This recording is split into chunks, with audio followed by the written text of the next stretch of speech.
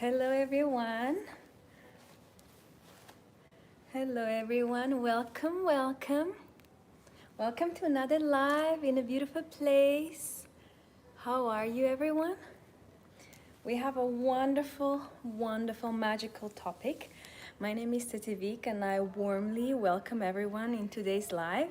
We're going to have a magical time. We're going to have beautiful flowers. Even if they're artificial, they're still beautiful. Hi, I see your heart. I see you. Thank you for joining.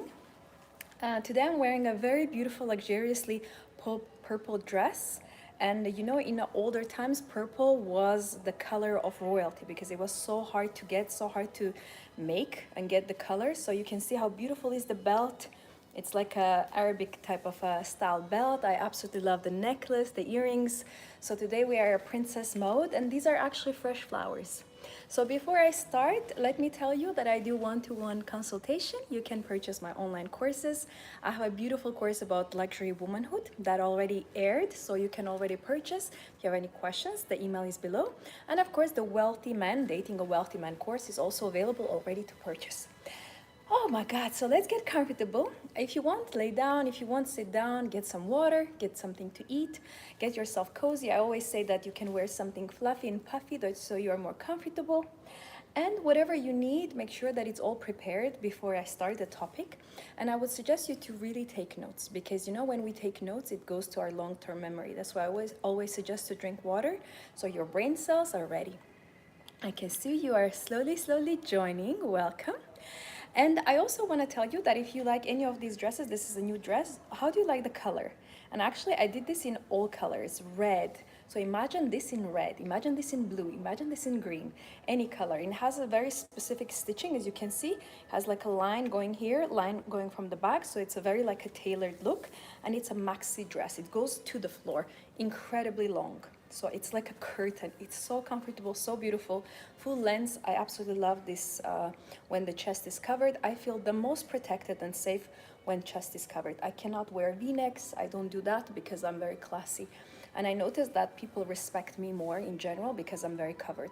And they cannot talk to me in any way because you can see from my style that, you know, you need to be careful how you talk to me.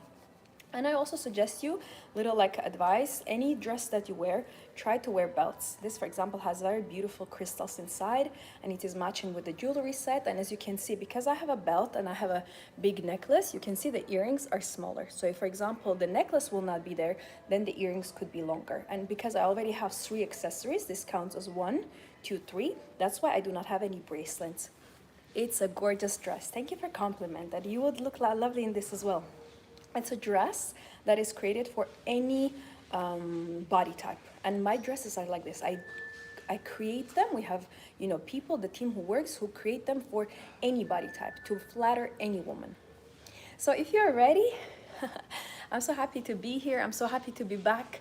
And today I was just chatting with my man and he's like, he was driving. He said, I want to call you. I want to talk to you. I said, I need to go see the girls. Let's talk later. He said, okay, I'm going to wait for you. So he's waiting so we can have a girly time together. And I love like this, you know. I remember in my past, I met a man who did not like that I help girls. And he's like, oh, you're helping them, giving them advice. You're like, you know, and I thought, oh, you don't like it? Okay, then we cannot be together because I need to save the girls. And so that was my big deal breaker, you know. I did not continue like seeing him. So I love the men who support, you know, what I do and who are happy that I actually help women. And my man said, I like that you teach them, you know, to dress like, you know, like respectful. I like that you teach them, open their eyes to not be intimate with men. So a real man is going to love what I do. A man who is feminine, who is scared of my, you know, wealth or knowledge, of course, is not going to like. So a little like a side note. There is one email that I got I really want to address because I want to just make sure that I give you the most when we are on live. And if you have any questions, anything that comes to your mind, please feel free to ask.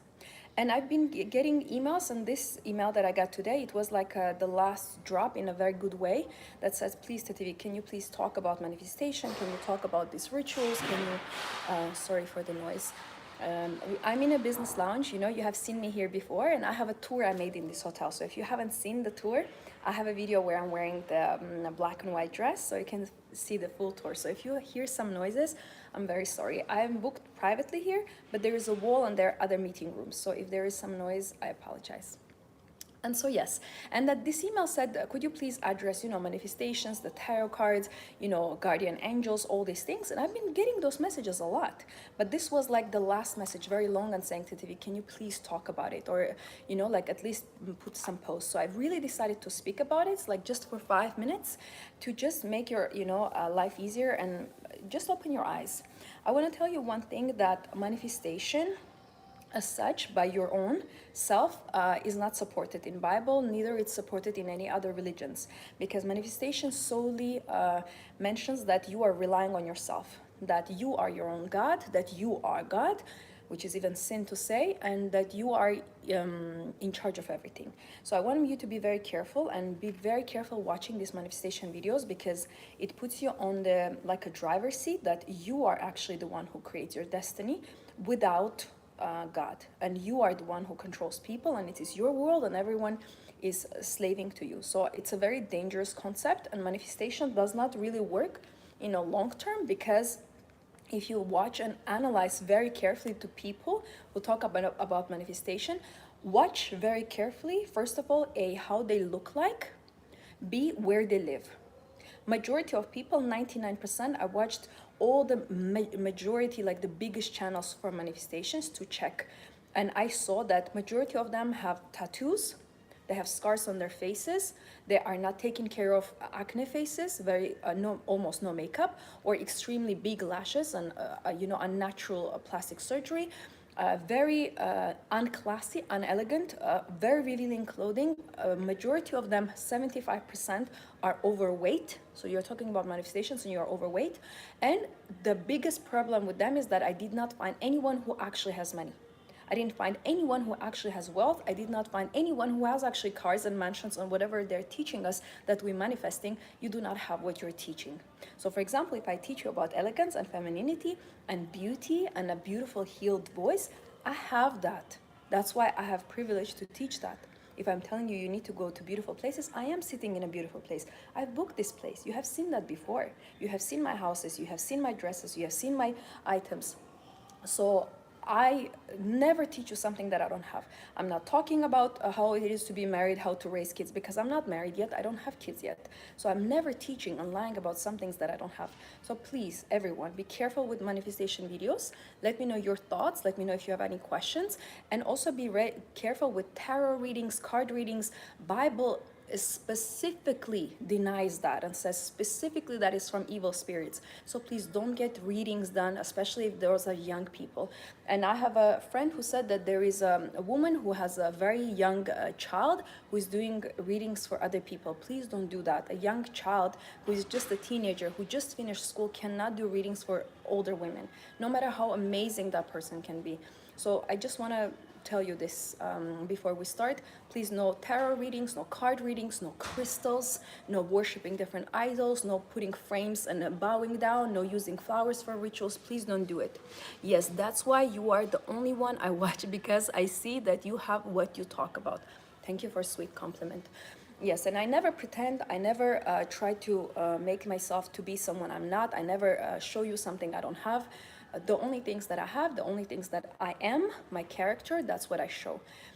And I don't flash anything, you know. So with the manifestation videos, you need to be careful. They talk so much about some things that they have never experienced in their lives, and they are, majority of them is living in a terrible conditions. Look at their backgrounds. The walls have cracks. They're you know, wearing a secondhand store clothes. They have like a broken old cars where they're filming. It's just terrible. So please be careful and do not allow anyone to do reading on you. That's, you are dealing with very evil spirits, and adversary wants you to go to this. Adversary wants you to worship a crystal, because then you can forsake the God.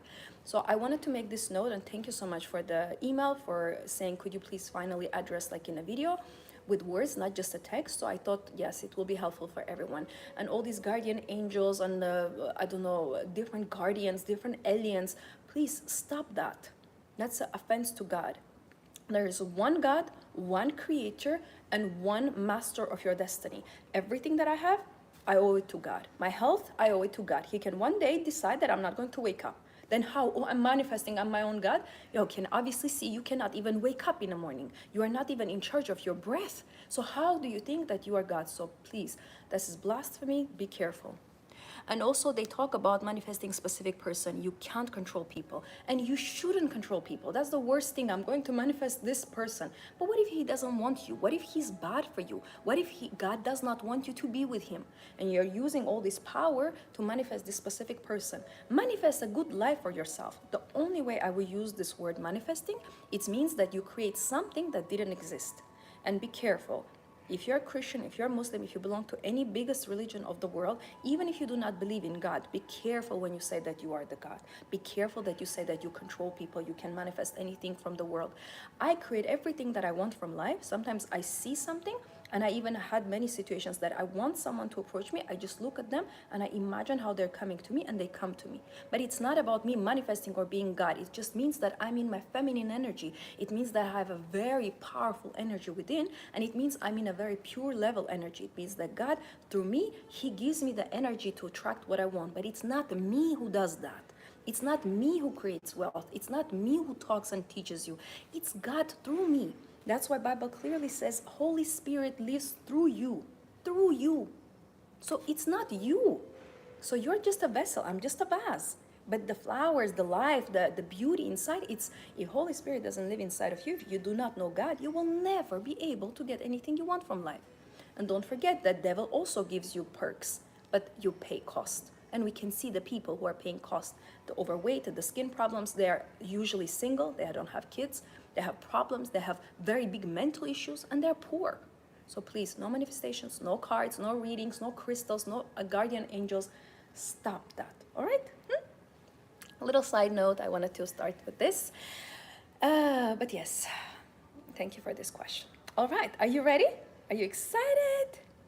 I would like someone, please, who would like to do this, is of course make your own notes, but I would like someone to choose a heart color, for example, purple heart, or pink heart, or white heart, something that is matchy-matchy for today's video. And I would like you to put the notes when I'm telling it, for example, number 1, and the notes, I would like someone to type. If you do not want to type, that's fine as well, and thank you so much for everyone who is making like summaries after the videos. I absolutely love them. They're wonderful. So if someone can type right now, we are going to talk about this luxury woman, the feminine woman. And it came to my mind yesterday when I came from the live that I want to create this constitution of a feminine woman. This is today's topic. We're going to discuss the constitution of a feminine lady. What is that she has as a constitution, as a rule, as her guideline, as her motive for the rule? And we're going to discuss different aspects. First, we're going to touch about her appearance, the beauty, the elegance, because beauty is extreme power.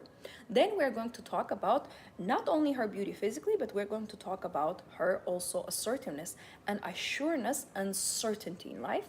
We already touched a little bit about assertiveness before. I have a very beautiful video. I'm wearing like a green dress, and we talk only about assertiveness. And it helped a lot of women. We had a lot of revelation throughout the video. And I want you to understand assertiveness is maybe sometimes hidden, but it's there. I will like to show this example. It perfectly matches with what I'm wearing. Do you see the belt that I have here? But when I'm like putting my hands and kind of bending, you see it disappears somehow. But actually the belt is there. Right now you don't see it, correct? But it's there. I want you to understand assertiveness is like this belt. It is very beautiful. It's very powerful. It's just holding your stamina. It's holding your posture. And even if people don't see it sometimes, it is still there. Assertiveness, no one can take it from you. Then we're going to talk about wealth, that a luxury woman, the beautiful woman, and every woman in the world deserves to have money. And we're going to talk about providers. So we're going to talk about love, men, and dating in general, because I try to cover all the aspects. I don't want just to talk about looks, but to cover all other aspects as well. So far, do you have any questions before I start? Anything you want to say? And you know, I was coming here, and next to the hotel they had like a lot of flowers, and you know me, whenever I see a flower I'm going to pluck it, you know. I'm like this. I will always put in my hair. And I want to suggest you one little cute exercise. If you're at home and if you have any fresh flowers, can I just ask you to go and touch them, smell them, and if you can, just put one in your hair. It actually makes you so much feminine. It gives you so much energy. And you know me, this is one of my trademarks. I love wearing fresh flowers, and I have a lot of pictures with fresh flowers. And I think the pink with the purple is so beautiful. So I think it's a matchy type. And I'm very comfortable. I hope you're comfortable. If you need a break, take it. And let's start because we have so much to discuss. All right, so first, what I wanted to discuss with you today is about your beauty, your appearance. I would like you to write down number one, beauty. And the constitution of a feminine woman is telling that I have rights to be truly beautiful. I have rights to a natural beauty. So not only I'm beautiful, not only I'm putting something on me, but I have rights to be naturally beautiful. I have rights to not do any plastic surgery, to not follow any trends. I have rights to keep my own teeth. I have rights as a woman to wear makeup as much as I want, as boldly as I want, as brightly as I want. I have rights to have long hair. I have rights to not color my hair and keep my natural color. I have rights to not wear fake lashes. I have rights to have my own eyebrows, my own lashes, my own nails, my own hair. I have rights to have a beautiful, sensual body. I have rights to have curves because I'm a woman. I have rights to cover my beauty, and I have rights to show it in a modest way. I have rights to be sensual. I have rights to be flirtatious and open. I have rights to be womanly. And I have rights to show my femininity through my appearance in a beautiful way. I have rights to be a luxury woman, and I have rights to look gorgeous. Now, a lot of things are oppressed nowadays. There are a lot of girls that are writing to me and saying that my family doesn't allow me to wear makeup. I want you to know once for all, as a woman, you have rights to wear makeup. Does not matter if you are 18, you are 25, you are 30, you have rights to wear makeup. Now, makeup is nothing new. Ancient Egyptians, even men, the pharaohs, had eyeliner. Why?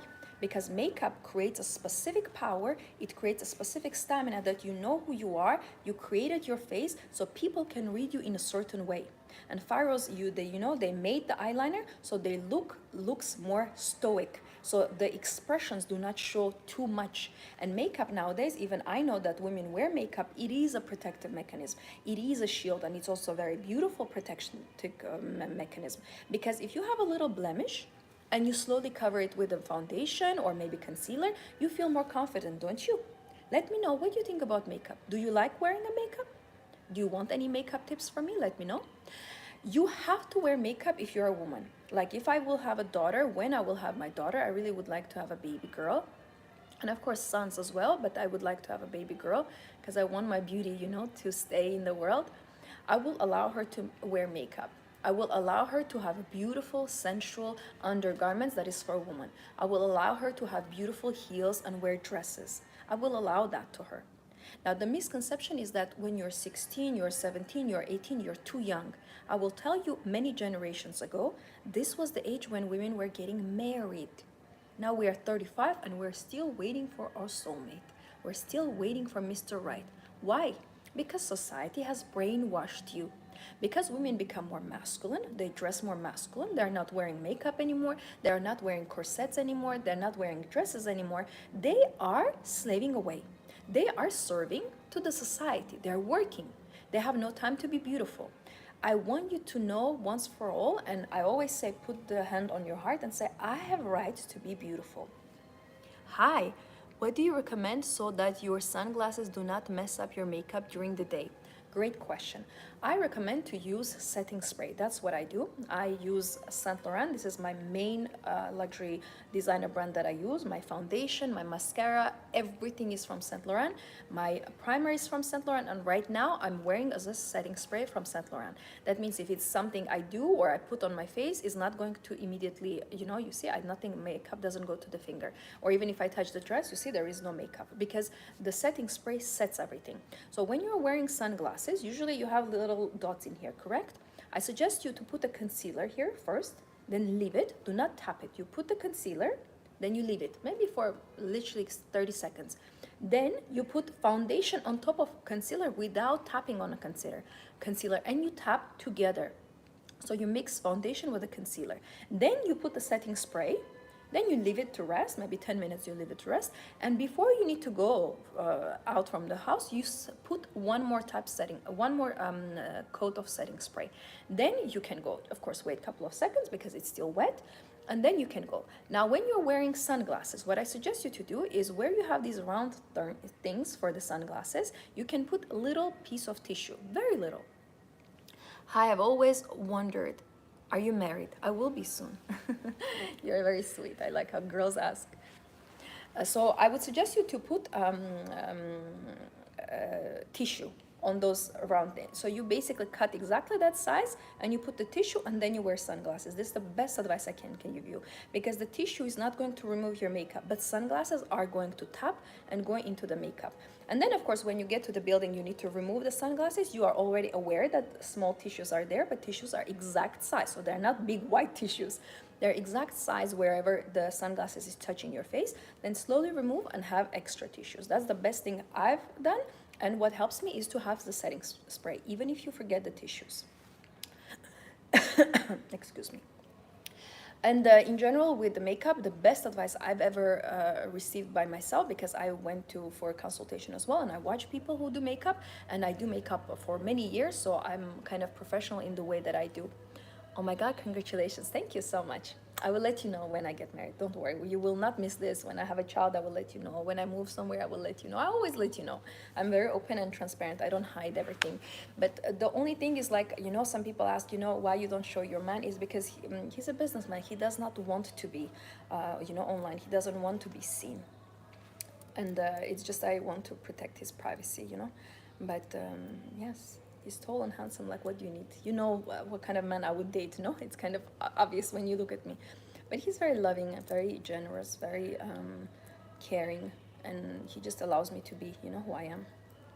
So yes, when I get married, I will let you know. Of course, ladies, you're a part of my life. And I always say, you know, if you go to the accountant, of course, they're not going to tell you all their life. They're not going to show you everything they have in the house, but you will know that, yes, your accountant is married or they have 3 kids. So the general information I never hide. You know, if I say I'm moving, I tell you where I'm moving. If I go somewhere, I tell you where I am. You know, I never hide things. I never pretend. So I'm very open. By the way, I wanted to tell you, if you know you're watching me for some time and you have any questions about my personal life, my preferences, my hobbies, something, please ask them today. Yeah, if there is any question that you're like, oh, I really want to ask her, but I didn't have a chance, you can ask me any personal question. If it's in a respectful way, I will definitely answer. So let's go back to the beauty. Now, what's the biggest question you have about beauty? What's the biggest problem you're facing with the beauty? Could you let me know, please? I can answer and discuss that. And while you're thinking, let me tell you, when I say that you have rights to be beautiful, that's where women have problems with, because they're afraid to be beautiful. Because they know when you're very beautiful, there is a lot of hate. Men usually lust after you, men want you, and women are jealous of you. They want to be you. So when I walk in a street, and I watch people, I see men are like, oh, like this. They stop the cars, their faces is like leaking, you know, like they're melting like a candle. And women from other side, they're hating. If women are masculine, if women are not really attractive, they're always hating. What do you recommend for eyebrow? I have almond eyes, but the distance between my eyebrows is small. Regarding the eyebrows, you have to know one rule, that you do not remove too much hair from the middle. So your eyebrow, if you look very carefully, it starts a little bit before your eyes and finishes a little bit after your eyes.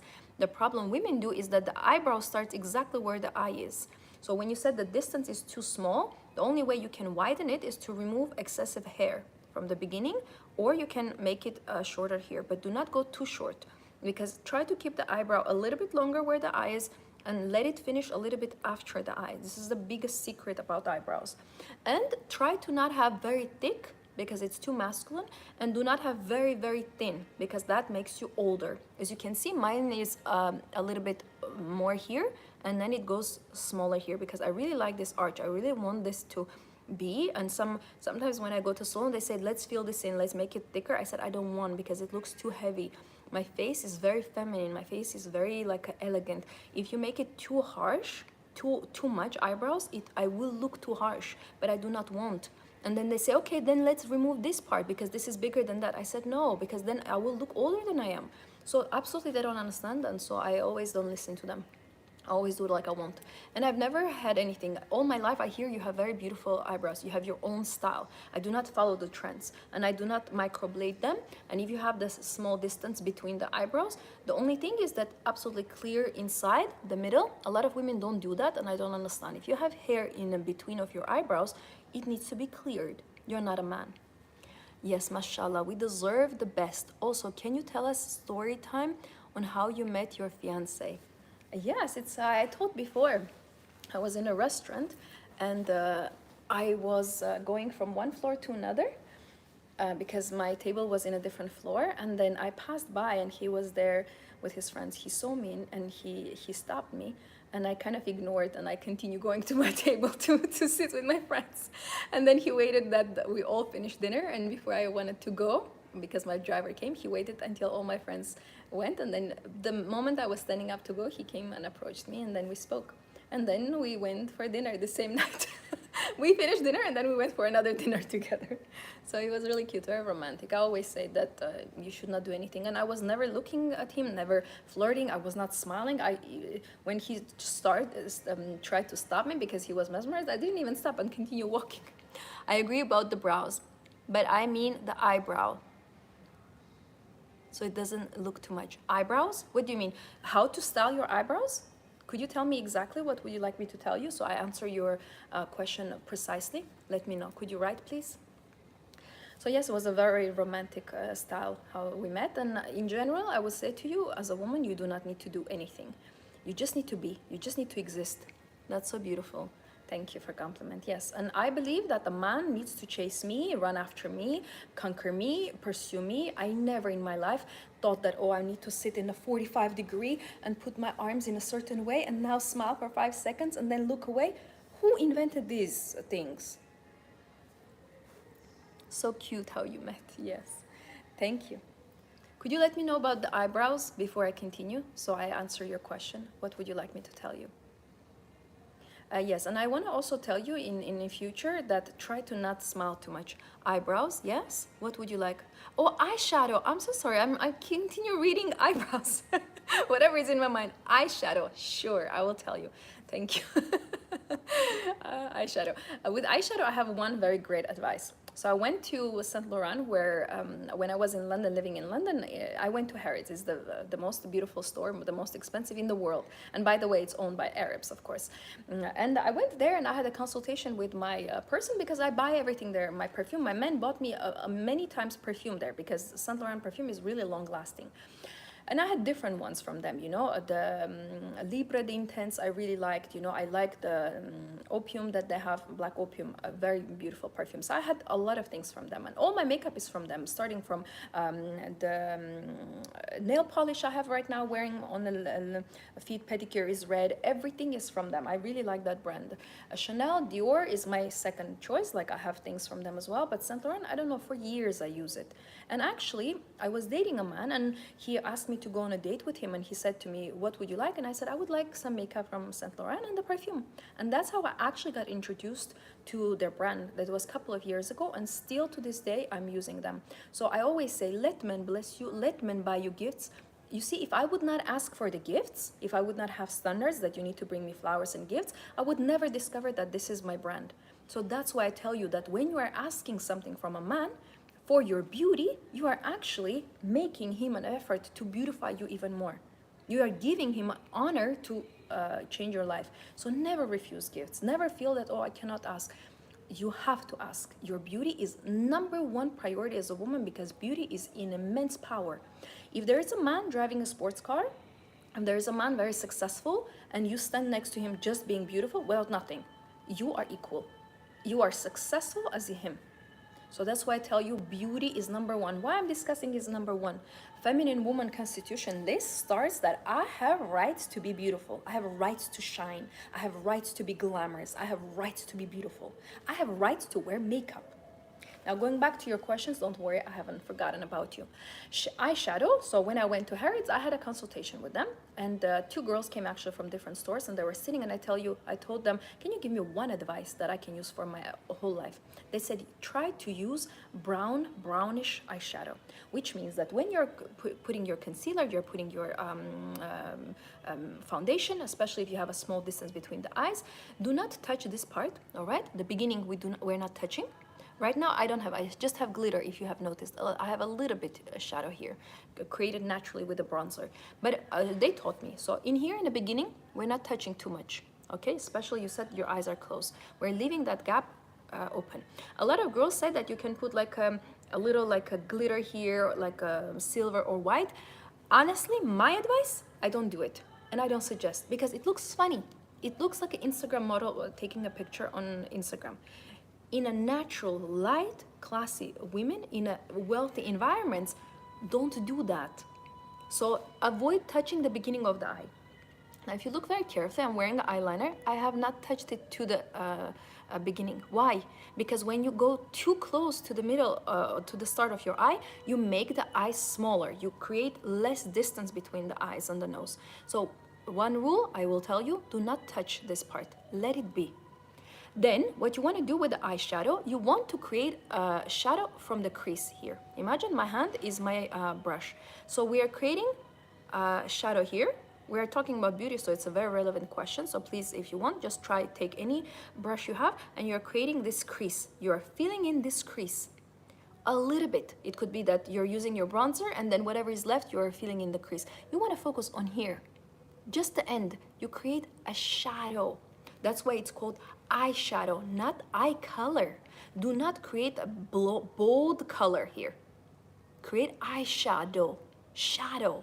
It means barely seen. A little bit, imagine like ghost type of shadow you create. You do not create something that people can bluntly see, but a little bit, yes, here. That's all you do. All you do, and then you just blend it as much as you can blend.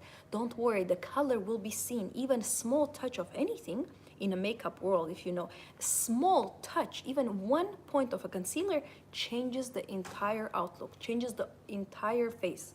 So regarding the eyeshadow, avoid the beginning, do not touch, put only here in the crease, blend, and if you want extra case scenario, I love very much the glitter, just spray with the glitter. Mine is a glitter like you press and it sprays by itself. Just a slight classy glitter.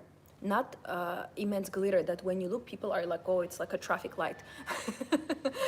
So best advice I will give you, light brown eyeshadow or using your bronzer as to create a shadow. That's the best advice I've ever given, and since then I'm using it. And even when you feel that you do not have time, that 1 second can just give you eyeshadow. You don't need to worry. And if you want to create like a different shades, start with a darker one, and in the middle is a little bit lighter, and then in the beginning incredibly light and a small touch. So you can create that 3, but do not put 5. Do not create contrast colors. Do not start with the pink and the blue and green, okay? Classy. The keyword is classy. You want to keep the eyeshadow in a concrete, elegant way. Now regarding the beauty, I really wanted to tell you that's very helpful. I will try this with a bronzer. Yeah, it really helps. Mine is right now bronzer. You can see I put a little bit bronzer here, and what was left from the in the brush, I just added here, and it's very invisible.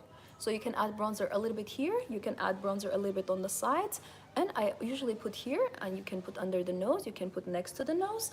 Bronzer, my key kind of, but not too dark. Yes, please try to make it very, you see, it's natural. My face looks natural. It doesn't look that I've done makeup, that it's baked, that I took 3 hours. It needs to be natural.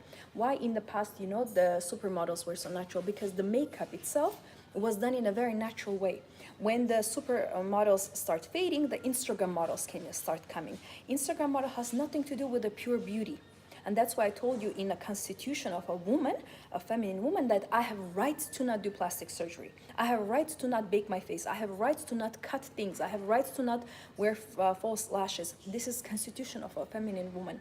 And Instagram models start becoming very popular, and all these huge contouring, these distinct lights, you know, these funny clown type blushes. I never wear blush. You do not see one picture of a blush. I tried one time in my life, then I look in a video, I was like, that looks like a clown. and I erased it and I didn't wear it. That was one time in my life that I wore blush, and I was like, that looks incredibly unnatural. Why everyone is wearing it? And I find it very strange when you look at girls and they put on a nose, they put on the cheeks, they put here, it's like, and it's red. It's redness. Okay, what does redness symbolizes in the face? Inflammation, sickness, blemish. So how can we use blush? They say that actually the most beautiful women are the ones who do not have redness in the face. That's why when you look at Audrey Hepburn, you look at Elizabeth Taylor, you look at Marilyn Monroe, do you see any redness? No. One thing you see, and Marilyn Monroe was a queen of highlighter. You see this huge highlighter, how she's just like a sunshine. And I love that. Highlighter I start using thanks to Marilyn. She's my inspiration. My highlighter, I have a highlighter, if you can see. It's very gentle. My nose as well, a little bit, you see, tiny bit, is from her. Highlighter I learned from Marilyn Monroe. She was a queen of highlighter. She invented it, and she was ahead of her time with the makeup, ahead. She was the one that will always put the lip liner and the lipstick. Yes, because makeup is a real life, doesn't look the same like in the pictures, and the focus now is to look good in pictures. Yes, because people are becoming so shallow. They do not have anything in real life. They have fake pictures with the fake cars, fake properties. If I tell you this is my property, but you know it's not. Why would I have a music on the background? Why it looks like a hotel? Because I am in a hotel. And I told you this is a business now, so I have nothing to hide. But when you see me in the house, you can see it's my things. You can see in the background my bag. Maybe you see some item. You can see that it's the same gold vase in different videos. So you know, okay, this is her house. So nowadays people focus to look good and have nothing in life. We should not do this. That's why constitution of a feminine woman is not to have something, but to be beautiful, really beautiful, truly beautiful. I want you to forget about everything that you have right now going on in life and make a promise for yourself. Now it's a very beautiful time. It's holiday, we have some break, and Easter, it's resurrection time if you believe in that. And I would say to you, absolutely start your journey towards the beauty. Take a list and we're going to do a very small exercise. I love giving homeworks because I believe that femininity strives on doing homeworks. Femininity strives on having tasks because femininity cannot just exist without any action. And I don't mean this that you have to constantly do something, but in order for you to become more feminine, there are going to be steps for you to take. Sometimes you need to take a shower, sometimes you need to cut the ends of your hair, sometimes you need to make your nails. Femininity is a lot of action because I always say feminine energy is very expensive. So I want you to write down some things for the homework. Number one, I want you to pay attention at your weight. I want you honestly write down, number one, what is my weight? What is my weight? I will tell you if we are precise with the average. A normal woman, for example, if she's 160, 165, 170, like that's my height, I'm normal for a woman. I'm a little bit higher than other women, but I'm not super high. I'm not 180, you know, that's like my man. He's a bit taller than that, but I'm very normal for a woman. My body is very beautiful. You see me in videos. I use a face hair trimmer because of I'm Middle Eastern and I had a lot of facial hair. Should you do laser? Sorry, I read whatever I could because it disappears. But I know what you mean. Middle Eastern girls and as well Indian and Pakistani girls, they have darker hair and the hair goes like heavier. That means like, for example, European girls, she will not have hair in here, but Middle Eastern girls will do. Now with the trimmer, you know these little knives that they show that you can trim your hair? A lot of women are scared that, oh, you will have so much hair growing back. I have a friend who is from Middle East, she's Arabic, and she's doing the same trimmer. She said, I don't see anything growing more. Just need to make sure that you do it regularly and slowly, and try to not shave like with a shaver. Trimmer is absolutely fine if it's not electric, yes? But even if it's electric, don't just make it, because I tell you that if you're shaving with a shaver or you're trimming with an electric shaver, that feels like you're a man. So that's why they invented for women these little shavers that it's more feminine. They're pink, you know, they're bamboo, so you feel like it's more lighter. And there is another one, like a trimmer that is electric. It looks like a round trimmer, and you just do inside the nose, inside the hair. If you have hair there, you can do a little bit in here, a little bit in here. I'm very lucky I don't have hair there, but on top of your lip, you can do on the chin, under your chin. So I suggest you when I was 18 years old, I had a girl in my university. We were going in university together, and she had a little bit, a little fuzz in here. She was my friend, so I know how she looked in a close-up. And she had a little, like a bang in here, like a little line, you know, like an Elvis line. And she had few hair in here, like a darker hair, because she had dark hair, like a dark brown hair. So she was really upset, because she would say men will like look weirdly with her when they notice that her close-up, but she was very beautiful. So next to our university, there was a place where I was making copies. So I studied like a lot of times, a lot of hours, so I knew everything where it is. So next to this copy machine, one time I saw that there are girls coming out from salon all red. I'm like, where are they coming from? I'm asking to this guy who's making my copies for my university. He's like, oh, there's a laser clinic. And he hit me. I thought my friend needs to go to this. So I went with her. I remember that experience. They did a laser for her upper lip, and they did for the chin, and they did in here. It took her, I think, around 6 months altogether. And it was next to our university, so I would go and hold her hand, and then it was like she did not feel the pain. Now laser clinics are even higher, better quality. So that was like when I was 18. That was a lot of years ago. So now, you know, back forward like 5-10 years after, the laser clinics are so much safer. They put the glasses, they have all these lights, you know, they have different systems, they have beautiful improved creams, they have more intensity. So laser, I know her to this day, it has nothing affected to her. There is no side effects, there is no scarring, nothing. And now she does not have any hair, she does not have anything on the lips. So the best thing for Middle Eastern women, I would suggest you either laser, that is long term, or trimming with that little like a shaver, or with that bzz, it's like, you know, it's small, it looks like a mascara, and it just does bzz, and you just take your hair wherever it's not needed. And wherever you need, you can also use with a tweezer if there is a hair that is too dark, you cannot grasp. So this is a very good question, and I understand that a lot of women are thinking, oh, I should be completely natural, never touch anything. Then we will never be truly beautiful. Do you remember in the beginning, I said that I have a right to be truly beautiful? That means that I will, if I want to take it to perfection, I will. You have to be careful with the laser hair removal on 1 second. Went away.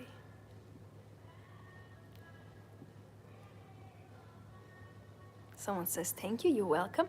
You have to be careful with the laser hair remover on fine hair like the face, it can grow darker. I removed with the little razor and have dark hair, but I use laser on my body, it's good. They say because it grows darker, it's not because of the laser actually, it's because it is struggling. So when you have a lighter hair and you're using laser is struggling to get the hair. So it's actually mental. It goes darker because your body creates more melatonin. So it makes it darker so the laser can see it. So it's a very interesting way how our body is created. It's not because of the laser, but because of your mind and the body trying to adjust to the laser. So it's a very interesting concept, but don't think like that. Say that I need laser, I need removal from my body, and I'm going to go through this stage, because after sometimes it is going to be again white. Have you heard of Shira 7? Yes, I do not recommend. Do you have any specific question? I actually mentioned, I think, her on the video, not calling the name, of course, but I do not recommend that woman, because there is a lot of lack of classiness, and she's teaching you to finesse men and use men and just be with the man because of his money. She does say don't be intimate, but which man is going to give you money for nothing? Yes, laser was the best money I spent. I loved it. Yes, and my friend loves it. Loves it. Even the girl who was doing the laser for her, she's married, and she said she did her bikini laser, she did her hands. I'm very lucky. I don't have hair on my hands. I'm quite very lucky if you think about it, because of how I look. Usually girls, my ethnicity, they have a lot of hair. I'm very lucky. I have no hair except of my beautiful hair on my head. I'm incredibly lucky that God has graced me this. And I remember when I was 18, when I was looking how girls look like, I was saying, God, I want to be like, have a lot of hair, be beautiful, have long hair, eyelashes, eyebrows. But I said, do not touch my face, do not put hair anywhere on my body. So it was like negotiations, very blunt negotiations I was having with God. And I was saying, do not put anywhere hair. I'm a woman. And I was very lucky because my mom was very beautiful, didn't have hair. It makes your skin so smooth, not only removes hair. Yes, and you have to understand that the laser exists actually a very long time. We think it's new now, like 10 years, but it's actually really long time it exists. And they tried to use laser before, but now it's improved version. And you can buy, you can buy this option. I have an option you can purchase and have a laser at home. I suggest in a salon because, it's still more controlled. But laser is not dangerous if you do it correct. You have to wear the glasses. You have to do it in a correct speed. Don't just do everyday laser. That's dangerous. But my friend did, and my other friend did her armpits and arms. She's super happy.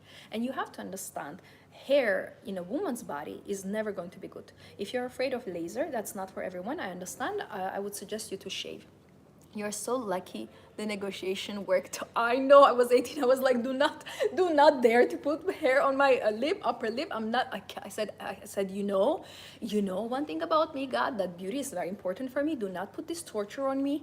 Give me something else. Give me some other challenge. And he gave me knowledge, and I fell in love with knowledge. So, you can negotiate things. I will be very blunt.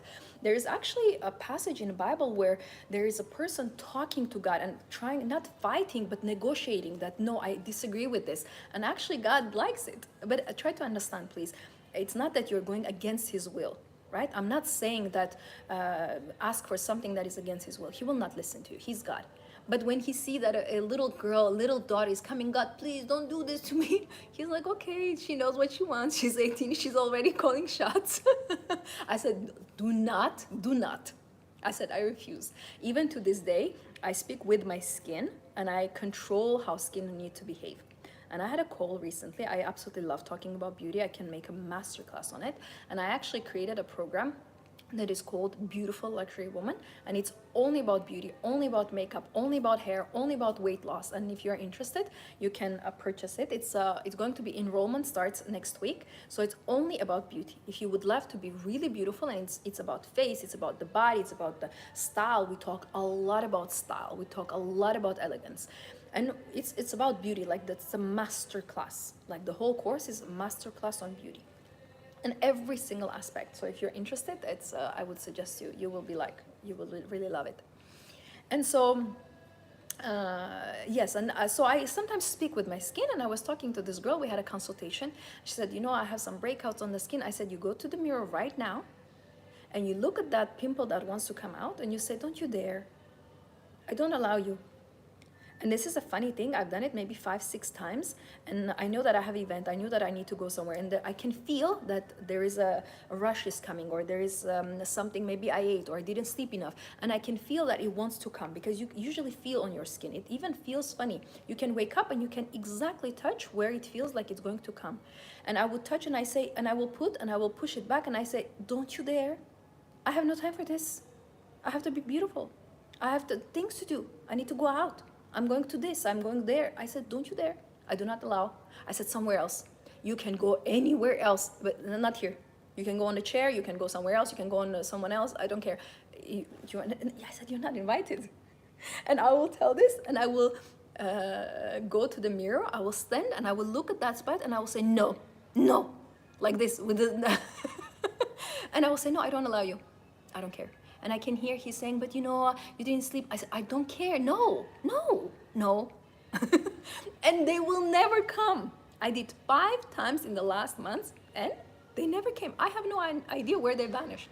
So you control your body. You talk to your body. You demand to your body. Even with my waist, I made a very big contract regarding my waist when I was 18 years old. And that was the time when I started, serious sports and everything like this. And I stood one time in a mirror. I was wearing this beautiful lace nightgown, and I had a very beautiful bed. Those beds that has curtains? I love this way you're sending the breakout out of the door. Yes, I'm like, you're not invited. So yes, I had this bed with this, these beautiful curtains that you have the beds with, it's like a ceiling of the curtains and beds. And I remember I moved that curtain. I saw myself in a mirror with that nightgown. And I saw how beautiful my waist was, and I looked at myself. I said, let's make a contract, all right? That no matter how old I become, no matter how much I age, no matter where I am, whatever I ever eat, we keep the waist, okay? And if you see, the contract worked. You can see there's a ratio between the chest And there is this always, I love this. This is makes any woman feminine. You have to keep this. So try to make different contracts with you. And this is what I want to tell you about. This is the secret about the beauty before we move to the next step, is that you have to create contracts with yourself. You have to demand things, you have to negotiate things, you need to tell things, you need to dictate things. Do not be a victim that, oh, you know, now I'll gain weight. That's why I told you, write down how much I weigh. I weighed 50 kilograms. Oh my God, I really admire Victoria's Secret. Oh, you weighed 50 kilograms. Let me see, 1 second.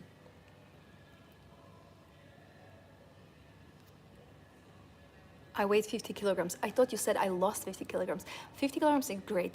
I really admire Victoria's Secret models, but my friend says I'd look better if I gain weight. Is this jealousy? No, 50 kilograms, you are quite cute for the woman. 50, 60 is good. Depends on your height. Now look, if you are 170, 50 is a little bit too skinny. If you're 170, you should be 60 kilos. The way to calculate, let me teach you the calculation. And this is actually from the personal trainers. So your weight and your height are very connected. For example, if I'm 170, that means that I should be 60 kilos. So you take 170 minus 100, so you remove the 100, your weight, and that's 70, you remove 10. So whatever is your weight, you remove 110. It's simple math. Simple math is that. And that, for example, wiggle room, you can be 2 kilos up, 2 kilos down. I'm like 168. Yeah, then 150, you could be a little bit, you could add a little bit, but not too much. If you feel very beautiful, if you're not too skinny, if your hands are not too like a leaf in the wind, if you're not too skinny, and 50 you feel great, you feel light, you feel energized, you feel beautiful, you can keep it. But if you feel that, oh, I would love a little bit more chest, a little bit more on the hip, then you can add around, you can add another 5. That's fine. But do not go to like, 70 kilos. That will be too much for your height, because 168, it's almost 170. So 60 kilos is good for you. You can add another 5, maximum 10 kilos. Don't go more than that. But it's not jealousy. Sometimes our friends can see that we're becoming too skinny. And I had this situation with my friend who was, every time I would see her, in 1 week, she was getting smaller and smaller. So when I would hug, one time I hugged and it was like this, I said to her, you are too skinny.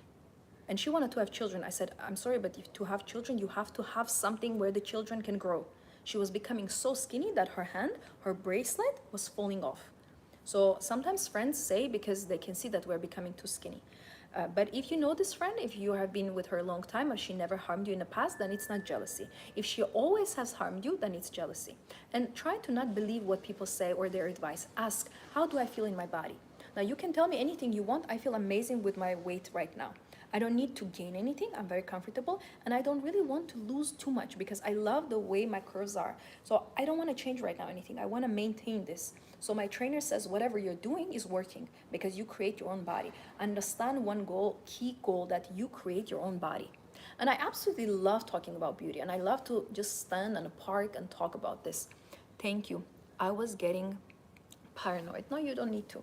The best sometimes is to ask a question, who has only love towards you, to the person who only wants to give you love.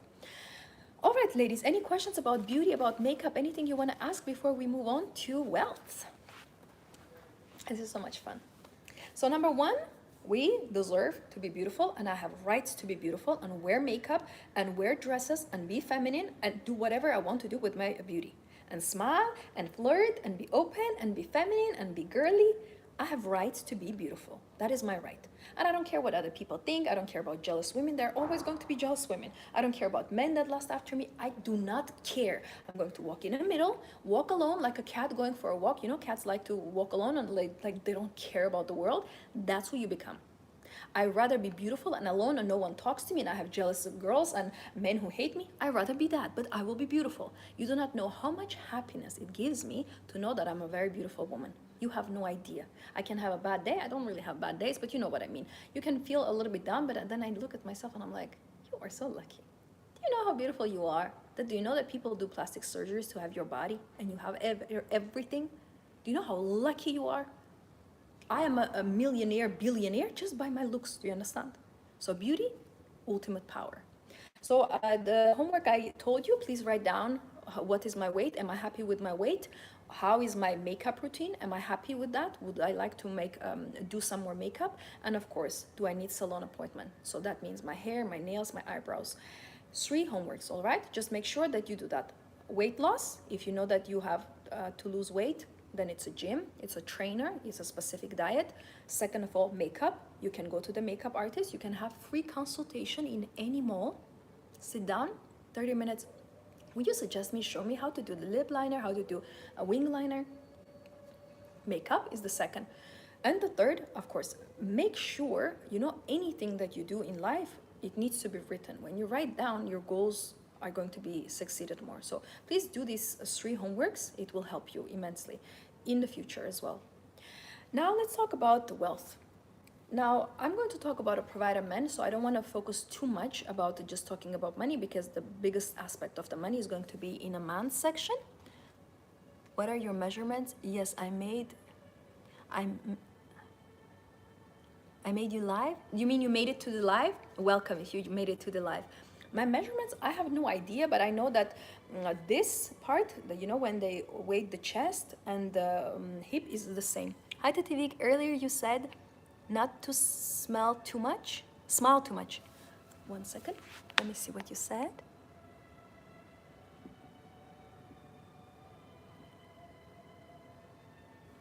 Can you tell me, can you please tell why? Earlier you said to not smile too much, because when you smile too much, you are easy to get women. And you have no idea if you're smiling to a man who is married. You have no idea what he's thinking.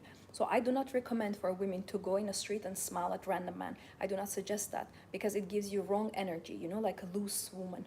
So in the past, women used to not only not smile, but in the Arabic culture, you are actually not even allowed to look in a man's eyes. So when I go and I see Arab guys are staring at me and melting when they see me, I slowly lower the gaze. It's called exactly this sentence, you lower the gaze.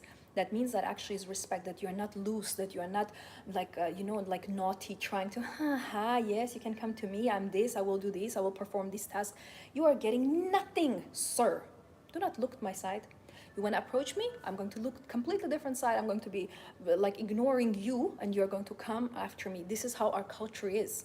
And it's a very big culture. That's population is very big. That means works. And women do not need to do anything in here. They don't need to smile, they don't need to gaze, like European channels, they teach you need to look, then look away, then look, smile again, look away. Why? I'm not doing this. Too much work. And I said, one of my friend, she said, just try. So I think it was 2-3 hours, we went out. I was like saying, okay, tell me what European girls do. I'm going to try to practice. By the end of the 3 hours, I felt like I'm exhausted. I was like, you need to do all these things? No. I wanted to ask you, what's your opinion on pencil eyeliner instead of a liquid eyeliner? I have a hard time with another one. Yeah, I agree. The pencil eyeliner, you have to understand, is not going to be that distinct. It's not going to be that sharp. If you're having a hard time, I suggest every woman liquid eyeliner. Pencil eyeliner is smudgy, it's harder to get, it's not distinct, it's not sharp, and you have to be professional with a pencil eyeliner. So imagine this is a pencil eyeliner. You put a pencil eyeliner very gently, then you take a brush, sharp brush that is actually used for the lips, and with the line, with that brush, you're creating a line. So it's double job. I do not want. I take my pencil eyeliner, which is liquid, which is easy, and I just draw with one thing. It's like with a marker, There are marker eyeliners. Let's correct this flower. Flower. So if I need to choose, always liquid eyeliner.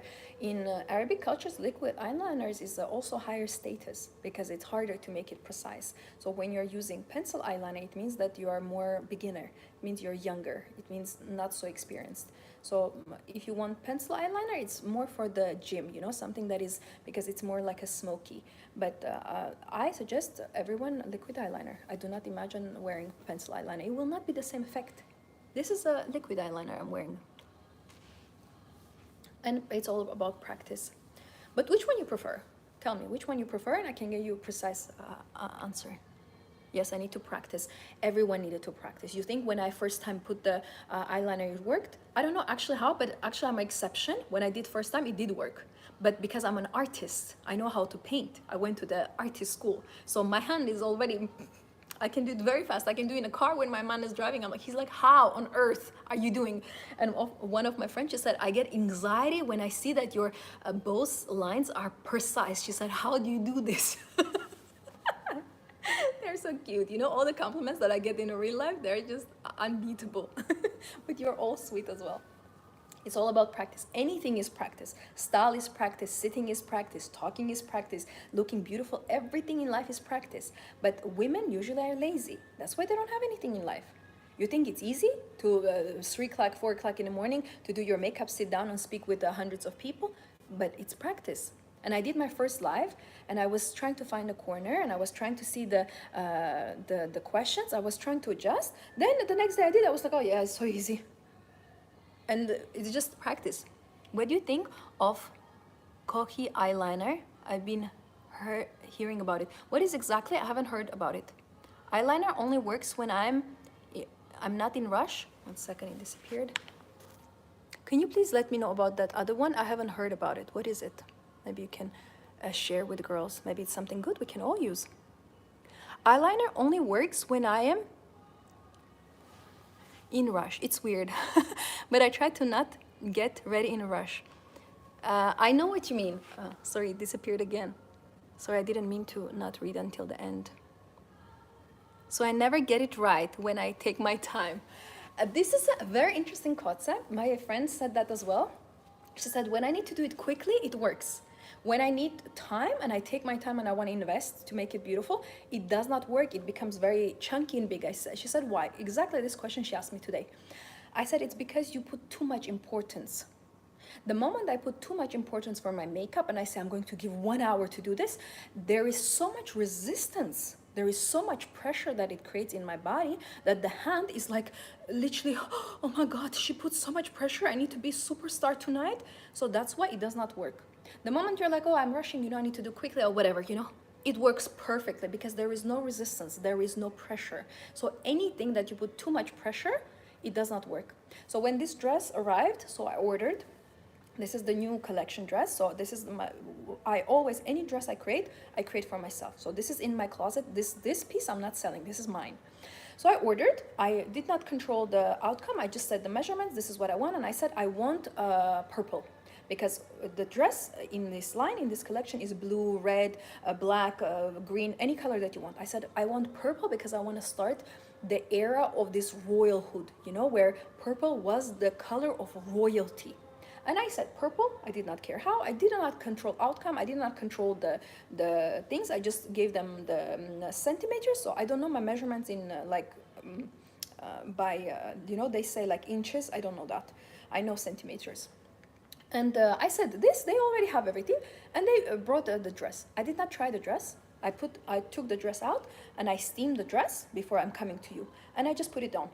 I did not have any resistance. I did not have any pressure. You can see the dress is made for me. There is nothing too small. Everything is matching perfectly. It's long enough. It's all covered, the hands, everything. It's a beautiful dress. The line you see correctly goes exactly where it needs to be. The moment I put pressure for my dresses, oh, the fabric is not good. Oh my God, it's too small or it's too big. Because I had another white dress that I created. I ordered 3 different ones and I'm still like, that's not what I want. Because I put too much importance. And then today I was sitting and thinking, I actually don't want that white dress. So I called the supplier. I'm like, you know, I think I'm going to cancel that. I don't want it in the collection. Because I put too much importance, too much resistance. It's not working with that dress. With this one, I didn't put 1 second. I just said, I want this purple, this lens, this style. Because I create the design. It worked miraculously. In 2 weeks, it arrived. Everything was ready. It's ready to sell. You can purchase. So with the wing eyeliner, I will tell you, as less importance you put on your makeup, as better it's going to work. As less pressure you put, and I have to be perfect, I'm going to invest 2 hours. Do not do that. This is the answer for you, why it doesn't work. Now regarding the wealth, are you ready? I want you to write down. This is number 2. Can someone write down? First is, I have rights to be beautiful. Second one, I have rights to be wealthy. I love this concept. You made things look very easy. in all your videos. You're so cute. Thank you. Because life is easy. I have a friend, she's actually my auntie's daughter, and she always says, why it doesn't get to be easy. She doesn't say it gets to be easy, she said, why it doesn't get to be easy. So in her life, she says that everything needs to be easy. And when someone does it difficult, when her husband doesn't listen, she says, why it doesn't get to be easy. And I learned this concept from her, that everything needs to be easy. And if you believe that everything is easy, everything will be easy. If you believe that you need to struggle enough, believe me, the life will give you struggle. So number one, please write down, I have rights to be beautiful. Number two, I have rights to be wealthy. Now, why I want to talk about wealth? Remember how many times I have told you that feminine energy is expensive energy. If I do not have money, how can I be beautiful? Why in older times women used to get married? Because womanhood requires money. I want you to know this concept. Womanhood requires money. That's why we need men. We need our husbands, we need our brothers, we need our dads, we need our uncles, we need men, stranger men. And I sometimes sit down and I think about how many men are actually serving me. The security, people who open the doors, all the drivers, people who deliver food, people who take care of my shopping, people who come from the Amazon, everyone that I know who serves me is a man. And they all get money for that. I have rights to be beautiful and I have rights to be wealthy. I love this. It's our birthright. Exactly. So I have rights to breathe equals I have rights to be beautiful and be wealthy. Because I'm not making anything from my own head. That is something that God has decoded, encoded, invested and put inside, like with syringe, inserted in a woman. That woman is beautiful creature. That's why throughout the generations, the history, women used to cover, because her beauty is so alluring that men cannot control themselves, that they attack women to have physical intimacy with them without the woman's consent. Do you understand what power you have? Now, regarding the wealth, I want you to understand, when Eve was created, I love story about Adam and Eve. I always go there. Have you noticed? So when Eve came, she came to the something that was ready, cooked, warm, comfortable. She did not come to struggle. Have you noticed? Eve was very smart. When she was created, the Bible tells very specifically that she had some time with God. He spent some time with God because he needed to put, screws inside of her, that you're beautiful, you're valuable, you are worthy. He was screwing all the screws inside of her that she's complete. She spent some time with God, so she knows her worth. Then when she was developed, we do not know how much time she spent. Maybe she spent years with him. We do not know. The Bible doesn't say this. But it clearly, distinctly explains that there was a time that Adam was asleep. We have no idea how long this man was asleep. So after she spent time with God, it says, the Bible describes that she was presented to Adam. And Adam gave her everything. Eve came to the wealth instantly. That's why in every older ancient cultures, women always married to wealth. Always. We have no history in evolutionary history background, if we look, that a woman married for looks. That woman married because he has six-pack. I cannot care less. If you have six-pack, then you are very hungry. And in general, I do not like to date a man who is, works in a gym and he's a personal trainer. First of all, his salary is small, he does not have any food, and he eats only chicken and rice. I hate both. So your six-pack actually a little bit disgusts me. You can have a normal flat stomach, but I do not require six-pack. My man has, but I do not require. But he's very handsome, so it's kind of part of the package. What can you do? It's all right, I forgive him. When I say to him, I forgive you that you have six-pack, he laughs, he's laughing at me. Like, 8-pack, he says, I have 8-pack. So let's go back to the wealth. Adam was not naive. Eve was not naive. Eve was not dumb. She was very smart. And when we look at that story, Eve actually was adult. She was not a child.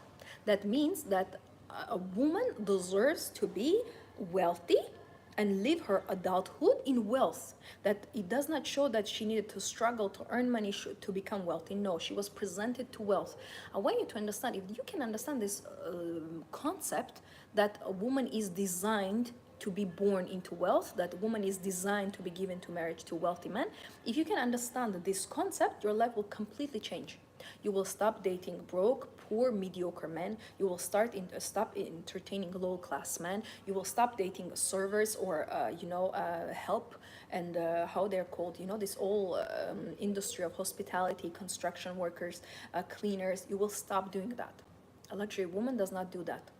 I will tell you one secret about me, and I'm not arrogant and I'm not aggressive. You know me, I'm very classy. But I have one thing about me, that when I see a server, I see a cleaner, I see a driver, I see a security guy, I honestly, genuinely, I do not perceive them as men. I do not. Because in my mind, man is a huge word. To be a man, you have to reach your potential. You have to be wealthy, you have to be successful, you have to be smarter than me, you have to have more than me. So when I see a man opening the door for me, I will kindly say thank you. When server is serving me, I will give him a tip and say thank you. When my driver is opening the door, I will say thank you. God bless you for driving me safely. I will be 150% polite. I will give them all money. I will treat them well. I will show them respect. I will never look down on them. But I do not perceive them as men, because they are not men. They're not fulfilled men. They haven't reached their potential. They're lower than me. They do not have enough. They do not have enough money to provide for a woman like me. So I do not look at them as men. I want you to understand one thing. If you want to really become wealthy, you have to understand that there are men who are not qualified to be in your life. They can serve you, they can help you, they can provide the service, absolutely. But that does not mean that you let them in your life. And one girl said, I met such a handsome man. And I was like, okay, tell me more. But he's this, okay, tell me more. He has this car, okay, tell me more. So what is his job? Oh, he's a security in the club. I said, I'm finishing this consultation, refunding you money. I do not want to talk about this. I'm joking. Of course, I talked with her. But I said, no. This girl has master's degree. That means she has a bachelor's degree. So she has 2 degrees. She owns her own house. You are going to date a person who has been a bouncer in a club and now he's a security. I said, I forbid you. I forbid you. If I'm your mom, if you're your auntie, if you respect me as a friend, if you respect my coaching, I forbid you. And she was like, no, but he's so handsome, he's so nice, he's so kind. I said, of course, because he has nothing else to offer. At least he needs to be nice to you. I said, okay, just think about it. And let's talk about 1 week. Just think about what I said. You decide. You can do whatever you want. 1 week after, she called me, oh, Tatifik, I was thinking about this. You're right. He doesn't deserve me. He's lower than me. What is he going to be able to give me? He says now he needs to send his car to the, garage, and he does not have money to pay for his car. I was like, the problem's already starting. She's like, yeah, I decided to not talk to him kindly. I just said, I'm moving. I'm not going to be in here anymore. So it was nice to meet you. I said, well done. Good riddance. I'm sorry to be so blunt. I'm sorry to be so direct, but we are women. We have limited time. Men do not have limited time. Men can be 50 and proudly walk, sit in his sports car and attract the girl who is 25. We cannot do that. Society construct does not allow us this. We cannot have children endlessly. Men can have children when they're 90. We cannot do that. Our womanly cycle, our period ends. And then we have a menopause, which means end of the eggs. We do not produce eggs anymore. We have expiration date, and this is not to be disrespectful for women, but we have biology. So for me to be a woman, I have a constitutional right to be wealthy now. I cannot wait until I'm 40. I cannot wait until I'm 45 to buy my house. If you have money right now saved and you can buy a house, please do not wait for anything. Just buy that house, please. Move. And stop sharing and getting into these problems. If you can buy yourself a car, if you can upgrade your car, please do that. A woman deserves to be wealthy. So shall we discuss the constitution of a luxury woman? Constitution of a luxury woman is, I have rights to be wealthy now. I have rights to have as much money that I want. I have rights to learn how to get money, not earn, get money. I have rights to know how to keep money. I have rights to know how to save money. I have rights to know how to spend money and give with the pleasure. I have rights to know how to invest my money. I have rights to do as much shopping as I want. Did I open your eyes? Shopping is not bad. I'm not telling you to be shopaholic and buy things you do not need for the last penny, but I'm telling you and I'm giving you permission. When you need something, you have rights to do shopping. So I have right to do as much shopping as I want. I have rights to be material, to have material things. I'm a material being, so I deserve to have materialistic things around me. I deserve this dress to cover my body. I deserve this belt so I can feel protected and I feel that my waist is taken care of. I deserve to go to salon so they can make my hair, so they can put shine, they can put conditioner. I deserve to buy flowers. I deserve to have my nails done. I deserve beautiful diamonds. I deserve material goods. This is a part of the Constitution, American Constitution of Human Rights. As a woman, I'm telling you, I have rights to be wealthy. I have rights to do shopping and I have rights to have material things as much as I want. I have rights to have any dresses I want, any heels I want, any bags I want, and as many bags as I want. I have rights to go and eat any restaurants that I desire. I have rights to travel. I have rights to go to spa. I have rights to create a beautiful hotel experience in my house and beautify my house. I have rights to have a house. And I have rights to have multiple houses and multiple cars if that's what I want. I have rights to have goods. And this is a very big constitution. You can slow down, you can rewatch it back and write down exactly every word, put on the wall and read this every day. A lot of women fear of wealth. They fear it's like a disease. Wealth is not disease. I will tell you one secret. The happiest, calmest, peaceful people are very wealthy people because they have nothing to prove. They have nowhere to rush. So I already forgot what car I was, but it was something very expensive. Sports car. And there was this little trashy cars trying to race with a sports car, and I'm sitting inside, and this man is laughing. I said, "Why are you laughing?" He's like, "Really? They think that they're faster than I am? They really think that their car is faster than mine? Is a super car, sports car. And there are these little Toyotas, Hondas, you know, these Volvos that I don't even consider as car, I'm sorry. And they're trying to race my man. And he said, really? They think that they're faster than me? I said, okay, show them. And he just like, in 1 second. And they were like, they became a horizon in the end. The reason I'm telling you this is you have to understand that your life is too precious. Your life is too precious to compete. Your life is too precious to try to explain something to people that do not deserve. And I want you to understand that whatever you deserve, or whatever you want, you deserve actually. For example, my man never had a question. He said, this is the car I wanted, I bought it. He doesn't have a question that, oh, why I get to have a sports car. He does not have this question. And it's very interesting. The reason I brought up this story is I saw a very big difference between men and women. Men, when they want something, they just buy for themselves. But we women second guess 10 times. Oh, I don't know. Do I deserve this? Men have their apartments. Men have their beautiful luxury cars. Men buy designer clothes. Men do whatever they want. They treat themselves when they go to eat. And they talk with any woman they want. It's like they're kings of the universe. And then you see women, beautiful, talented, with degrees. Oh, I'm going to use this subway, this bus, or it's okay that my feet hurt, that I need to walk in the heels. Why? Why we women think that we do not deserve? Why not me? This is my favorite question in the world. Why not me?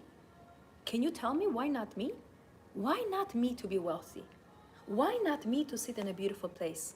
Why not me have this room booked for me?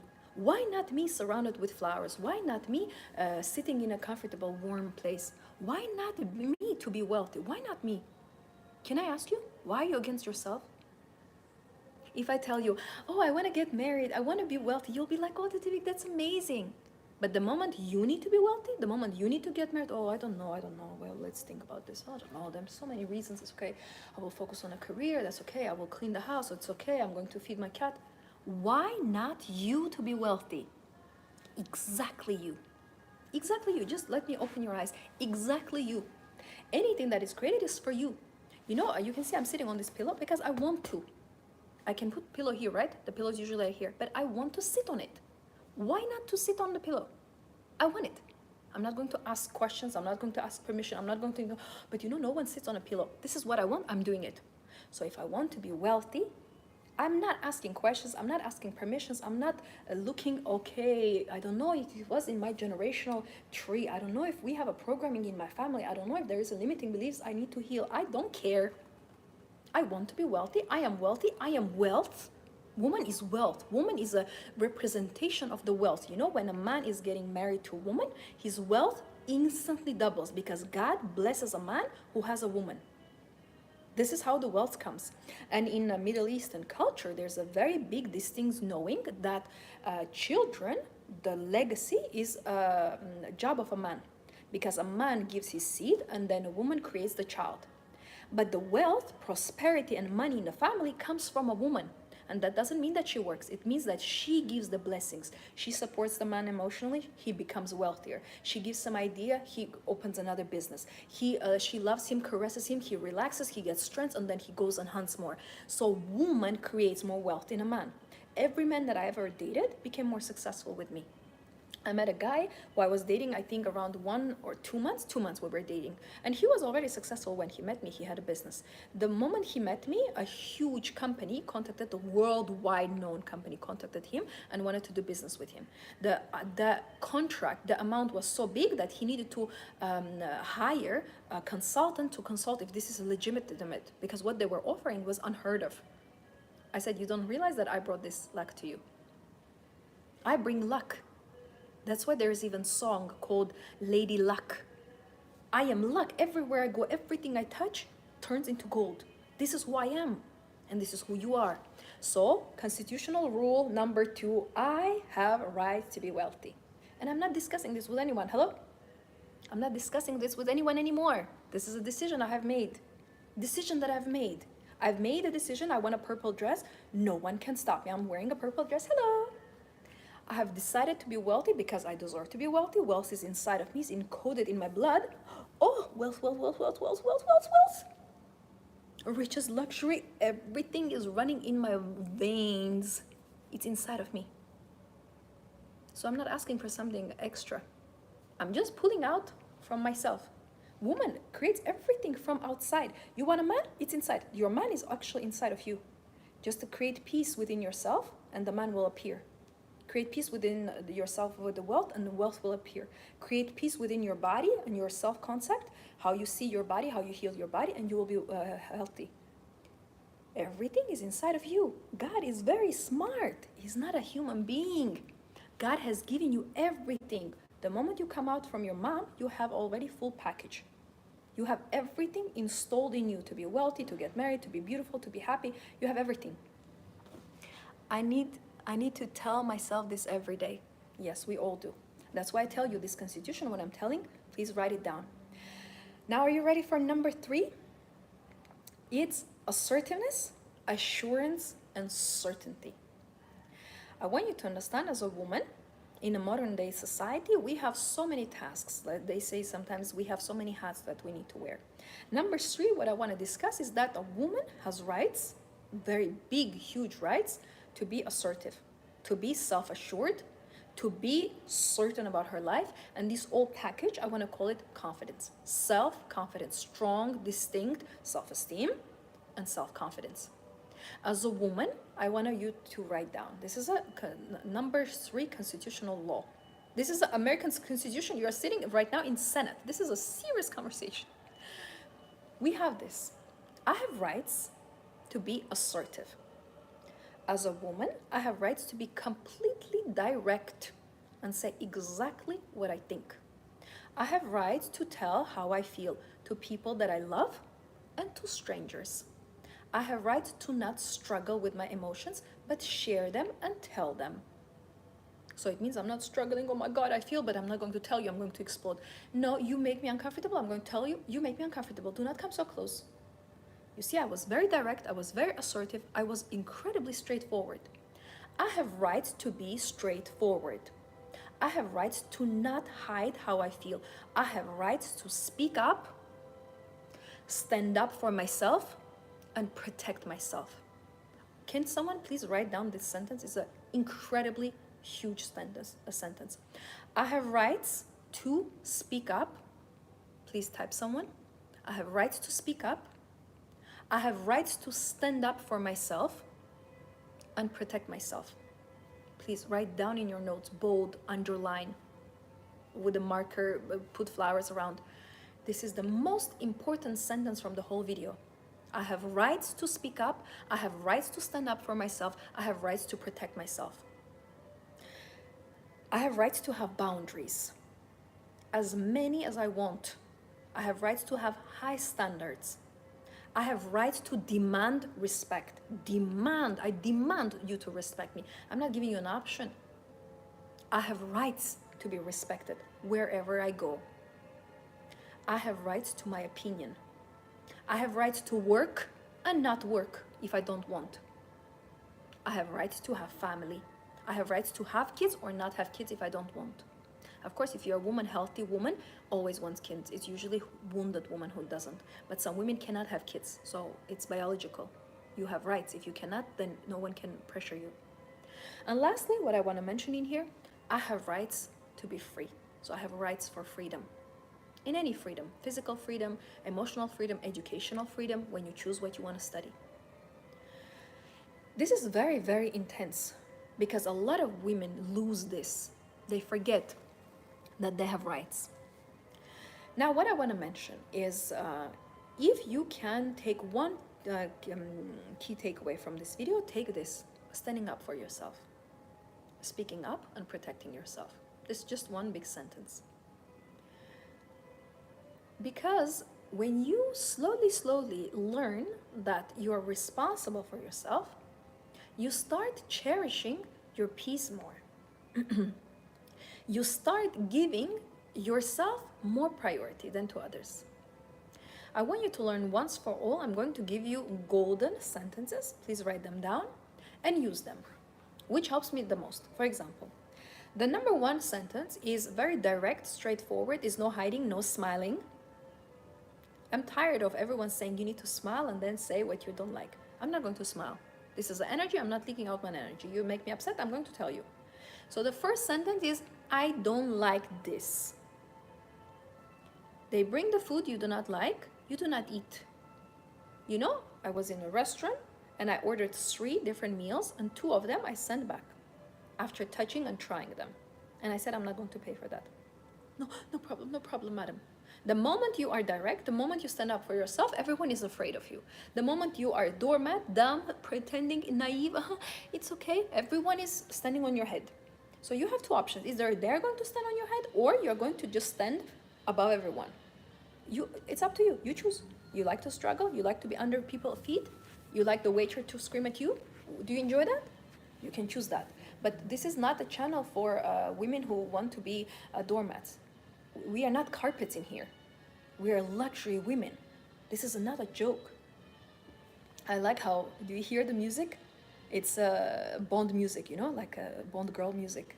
So it matches with the topic, you know, being assertive. I love how it's matchy. All right, talking about this, regarding the restaurant is the first example. Please, next time when you're going somewhere or you're ordering your coffee, tea, whatever you're ordering to eat, to wear, anything, if you do not like something, you do not accept. And this is a rule of a winner. Do not accept what you do not like. So the first golden sentence is, I don't like this. I'm not explaining you anything. I'm telling, I don't like this. This is number 1 sentence. Second, I don't feel comfortable with this. He's touching you, pushing you, squeezing you, want to hug you, kiss you. I don't feel comfortable with this. I don't like this. I don't feel comfortable with this. And the third one, this absolutely does not work. For me, it doesn't work. But I want to take you to the walk in a beach. It doesn't work for me. But we need to get to know each other. First date, I cannot invest. Okay, no problem, but it doesn't work for me. No problem. You can have your own opinion. You're a free being. You have your own human rights, but it does not work for me. That means I'm not coming. You can go walk on a beach alone. I'm not coming. I'm not participating in this. Can you please write down these 3 sentences? I don't like this. I don't feel comfortable with this. Touch something he does. I don't feel comfortable. Please don't touch me. And last one is that it doesn't work for me. You have heard these sentences before, but my key sentence that I use a lot is I don't feel comfortable when you talk with me like this. I don't feel comfortable when you're staring at me. I don't feel comfortable when you're trying to touch me. I don't feel comfortable that you come sit too close. I constantly say this question, oh, sorry, I didn't mean to make you uncomfortable. Because I communicate, I'm assertive. I cannot swallow and then make a, for example, you know, overweight man. I saw a beautiful girl, gorgeous girl walking. There was overweight man sweating, 9 months pregnant. I don't understand why men have bellies. Walking next to her, drunk, next to her, pushed her a little bit, touched her, and then squeezed her hand. Oh, I'm so sorry. And she's like, oh, that's all right. Try to come to Tativik. You will get the slap from my security. And she swallowed. And this alcoholic, dirty, overweight, sweaty man touched her, got her his release, and then he continued. And she, that moment, she lost femininity. She leaked out energy. She lost her beauty because Quasimodo was touching her. I will tell you another example. I was in a very wealthy area, and there was this very little man. You know, there is like this small people. I don't know how they're called, but they terrify me. Like I will jump to the helicopter when I see them. And he was walking, and he was selling flowers, talking with everyone. And I looked at him with disgust and big fear, because you know I don't understand what is this creature. He's not a man. He's not a human. He's not a child. What is this? It's a deformity. So I'm a luxury woman. Do you think I'm going to go next to him? But I was shocked to my core, and I was just going, where's my driver? Like any man, I found the first man that I saw. I said, I'm scared of him. Can you please walk me to my car? And he did, of course, was a handsome, like young guy. How are you? Where are you from? I was like, don't ask me questions, just take me out. And I was like, literally, I always find my way. I will stop men on the road. There was a guy who was driving in his luxury car. I stopped him on the road. I said, I need this, I need that. And he took me, he bought me whatever I wanted. I will stop any guy. This is how confident, how assertive I am, because I know that any man in this life is created for me. I am first. I give birth to men. They didn't give birth to me. I am the key. I'm the priority. I'm the supremacy. So going back to this story of a little man, and there is this girl walking, beautiful Russian girl, beautiful blonde hair, tall, beautifully dressed. And this guy comes to her and says, would you buy flowers? And she says, no, I don't want, thank you. Why are you talking to him, first of all? Okay, no judgment. No, I don't want. And he's like pulling her hand. No, come, at least buy me, at least hug me. I said, oh, don't worry. She said, okay, well, at least kiss me if you don't buy. And she bent. I will never forget the scenery of that. I thought I'm going to faint. She bent, this beautiful luxury model type of a girl. She bent and kissed this Quasimodo, and apologized that she's not buying flowers from him. I'm speechless. This is how you see yourself. Assertiveness means I have rights to not entertain and talk with low-class men, with scary men, with people who look deformed. I have rights. I'm not comfortable with this. I don't like this. This doesn't work for me. I love the beautiful crowns you put. Wonderful summary. We can finish the video. We're good. We are set. And you know, if you can become bold, if you can be assertive, if you can start speaking up for yourself, your life will change. Because self-value, self-worth, self-confidence comes from what? From your mouth. When you stand up for yourself, when you put your hand and say, do not touch me. And I want to teach you something. I know that I sound very serious right now, and I sound very like passionate about this, but I have to tell you one thing. If someone will sit with me when I was 18, when I was naive, and will tell you that, you know, Tativik, you do not need to entertain everyone. Everyone is not for you. I will save a lot of time for myself. Thankfully, I did not lose myself. I didn't do big mistakes that other women did, but I'm here to protect you. You do not know how much I love womanhood. You do not know how much I love femininity. You do not know how much I love women. You do not know that every time I see a woman struggling, crying, I will leave everything and I will go talk to her. I'm a very beautiful woman. I'm very, physically, when you look at me, you see me just on camera. It's not the same effect. You haven't seen me in real person. In real person, I'm extremely beautiful. Extremely beautiful. And to see this beauty, talking, walking, my grace, the way I walk. Look at the videos where I just walk, where there is just music and I walk. There is this supremacy. Do you see that? There's specific aristocratic royalty. I'm a very unique being, and I know that. God has created me like this on purpose to lead women. Because if a woman is overweight, ugly, untaken care of, doesn't have natural beauty, doesn't have universal beauty, he has given me on purpose universal beauty. Like I look like Monica Bellucci, who is the most beautiful woman in the world. You think he does not know what he did? He did. He did on purpose. He made me like this on purpose so I can lead the nations.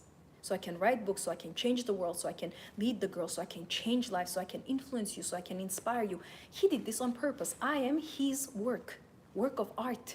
He's using me as a vessel. He created a very beautiful vessel because he knew that I have a goal. I have something installed for you.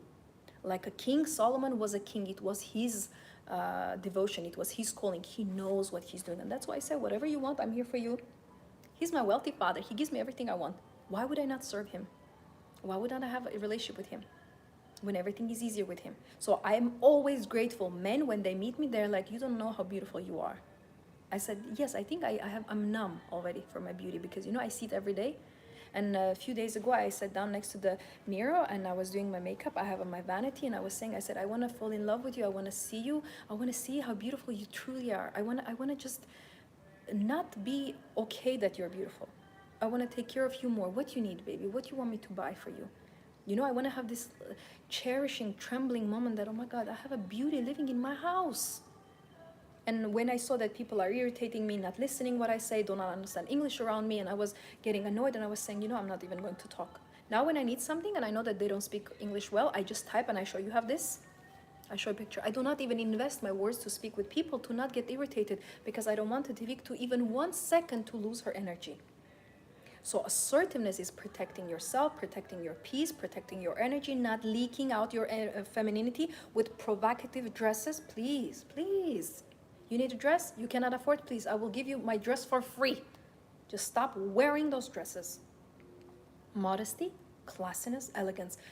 Finally become an expensive woman. Do you have any questions about assertiveness, about assurance, about this confidence? And a few days ago, there was a big restaurant and there were all men. I don't know how they gathered, but it was only men. So it's, I think, around 20 tables, only men. And I saw a shortcut that instead of me going like this, then turning and going inside the restaurant, I can just go between the tables and I go inside. Because I forgot my phone there. You know, I went there, paid, and I don't know what I was thinking about. And I came out because I had money in my hand. I love that you know so much how beautiful you are.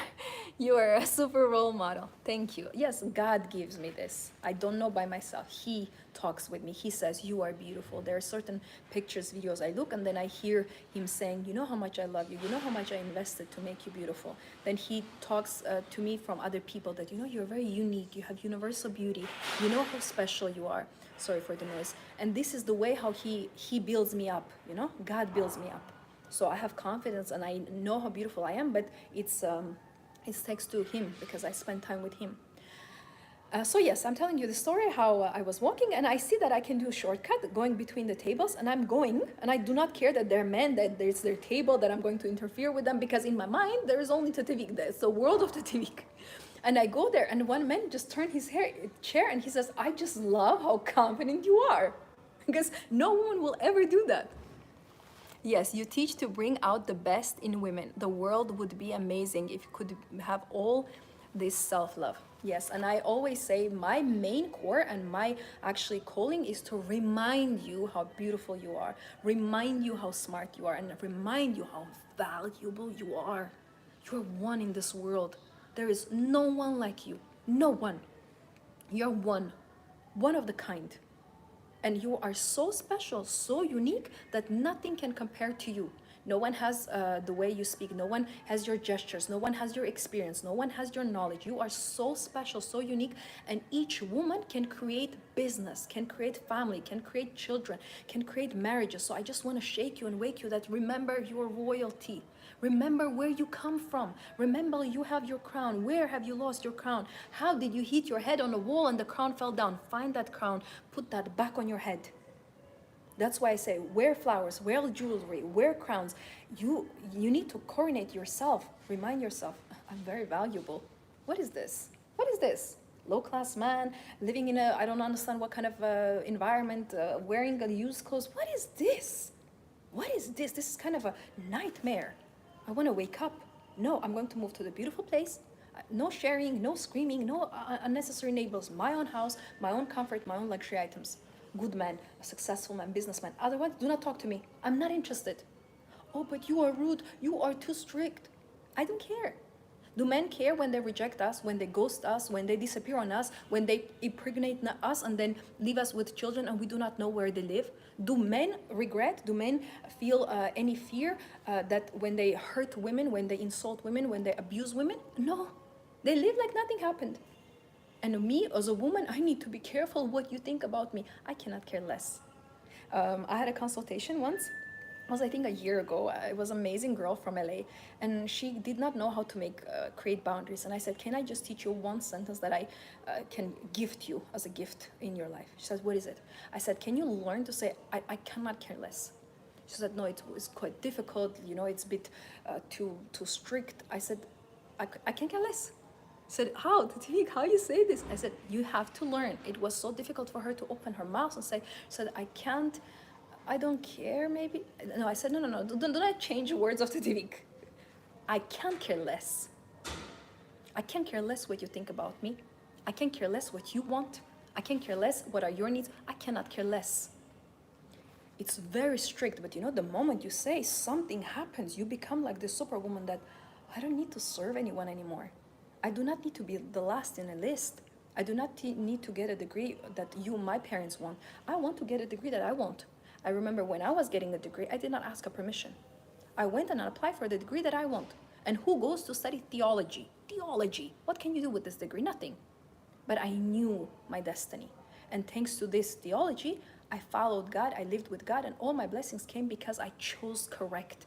I did not care what other people say. I did not care what my family wants me to study. Who goes to study theology? Theology means science about God. What you can work. To be a priest as a woman? No. I knew that there is no career, but I was not looking for a career. I was following what God told me to do. So, assertiveness, please save yourself. Any questions about assertiveness before we move to the last one about provider men? Any questions you have? Let me know. Anything that comes into your mind? Anything you want to share? All right, while you're thinking, I'm going to move on because time is very valuable and I want you to get maximum of this message. Number 4, we're going to talk about provider men. The constitution of a feminine woman declares, I have rights to be in relationship with men. I have rights to go on dates. I have rights for courtship. I have rights to get married. Excuse me. And I have rights to have children, as many children as I want. I have rights to be a homemaker. I have rights to work or not work depending on the seasons of my life. I have rights to experience my feminine days in peace and stay at home and rest. I have rights to have a provider man. A provider man who provides for me emotional support, physical protection, and financial stability. I have rights to have any goods in the world that I want. I have rights to have a good shelter and comfortable house. I have rights for my provider man, my husband, my fiance, my man, to give me everything I desire. Do you have advice to remove this fear when you are assertive? I feel like there is fear. One moment. What did you say?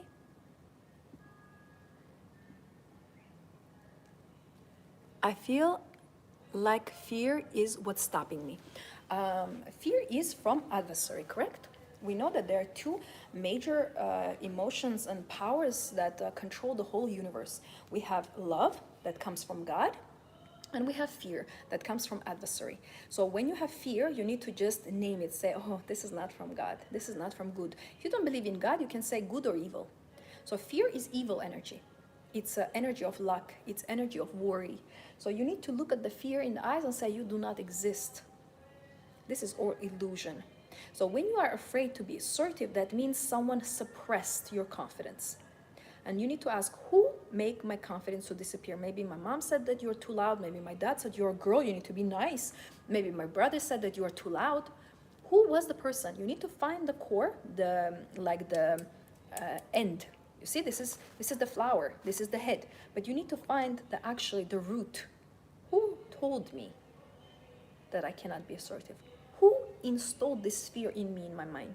Maybe it was a teacher in a high school. Maybe there was some friend, maybe a man that I dated, saying you're too confident, you're too cocky, you're too arrogant. Someone has put that in you, because children do not have fear. The only fear they say scientifically children have is from, they say, I think, falling and very loud noise. Only that they fear. So you do not have fear by default. I just want to tell you. So if you're afraid to be assertive, that means someone has installed from you. And next time when you fear to be assertive, you need to understand that this is your world. No one can harm you. And you can say, what's the worst thing that can happen? If I say to this man, don't touch me, what's the worst thing can happen? He can reject me. Okay, goodbye. Then I don't need you. Because how am I going to marry with you, sleep in the same bed with you, and I'm afraid to tell you, do not touch me? And one thing I want to tell you, now when we are talking about provide a man and as well touching assertiveness again, is I want you to understand one word. You know, when we are asking something, usually we say, please can you not touch? Please can you not move? I will say to you one key change to make that will actually change the way you perceive people and not be afraid to speak up.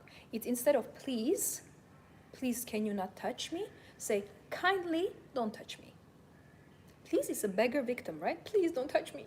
Please, why are you squeezing me? Please don't kiss me. Please, I'm a beggar. No. Excuse me. This is a completely different world. This is a luxurious woman. Kindly, do not touch me. Kindly, do not squeeze me. Kindly, do not kiss me. I don't feel comfortable. This doesn't work for me. I don't like it.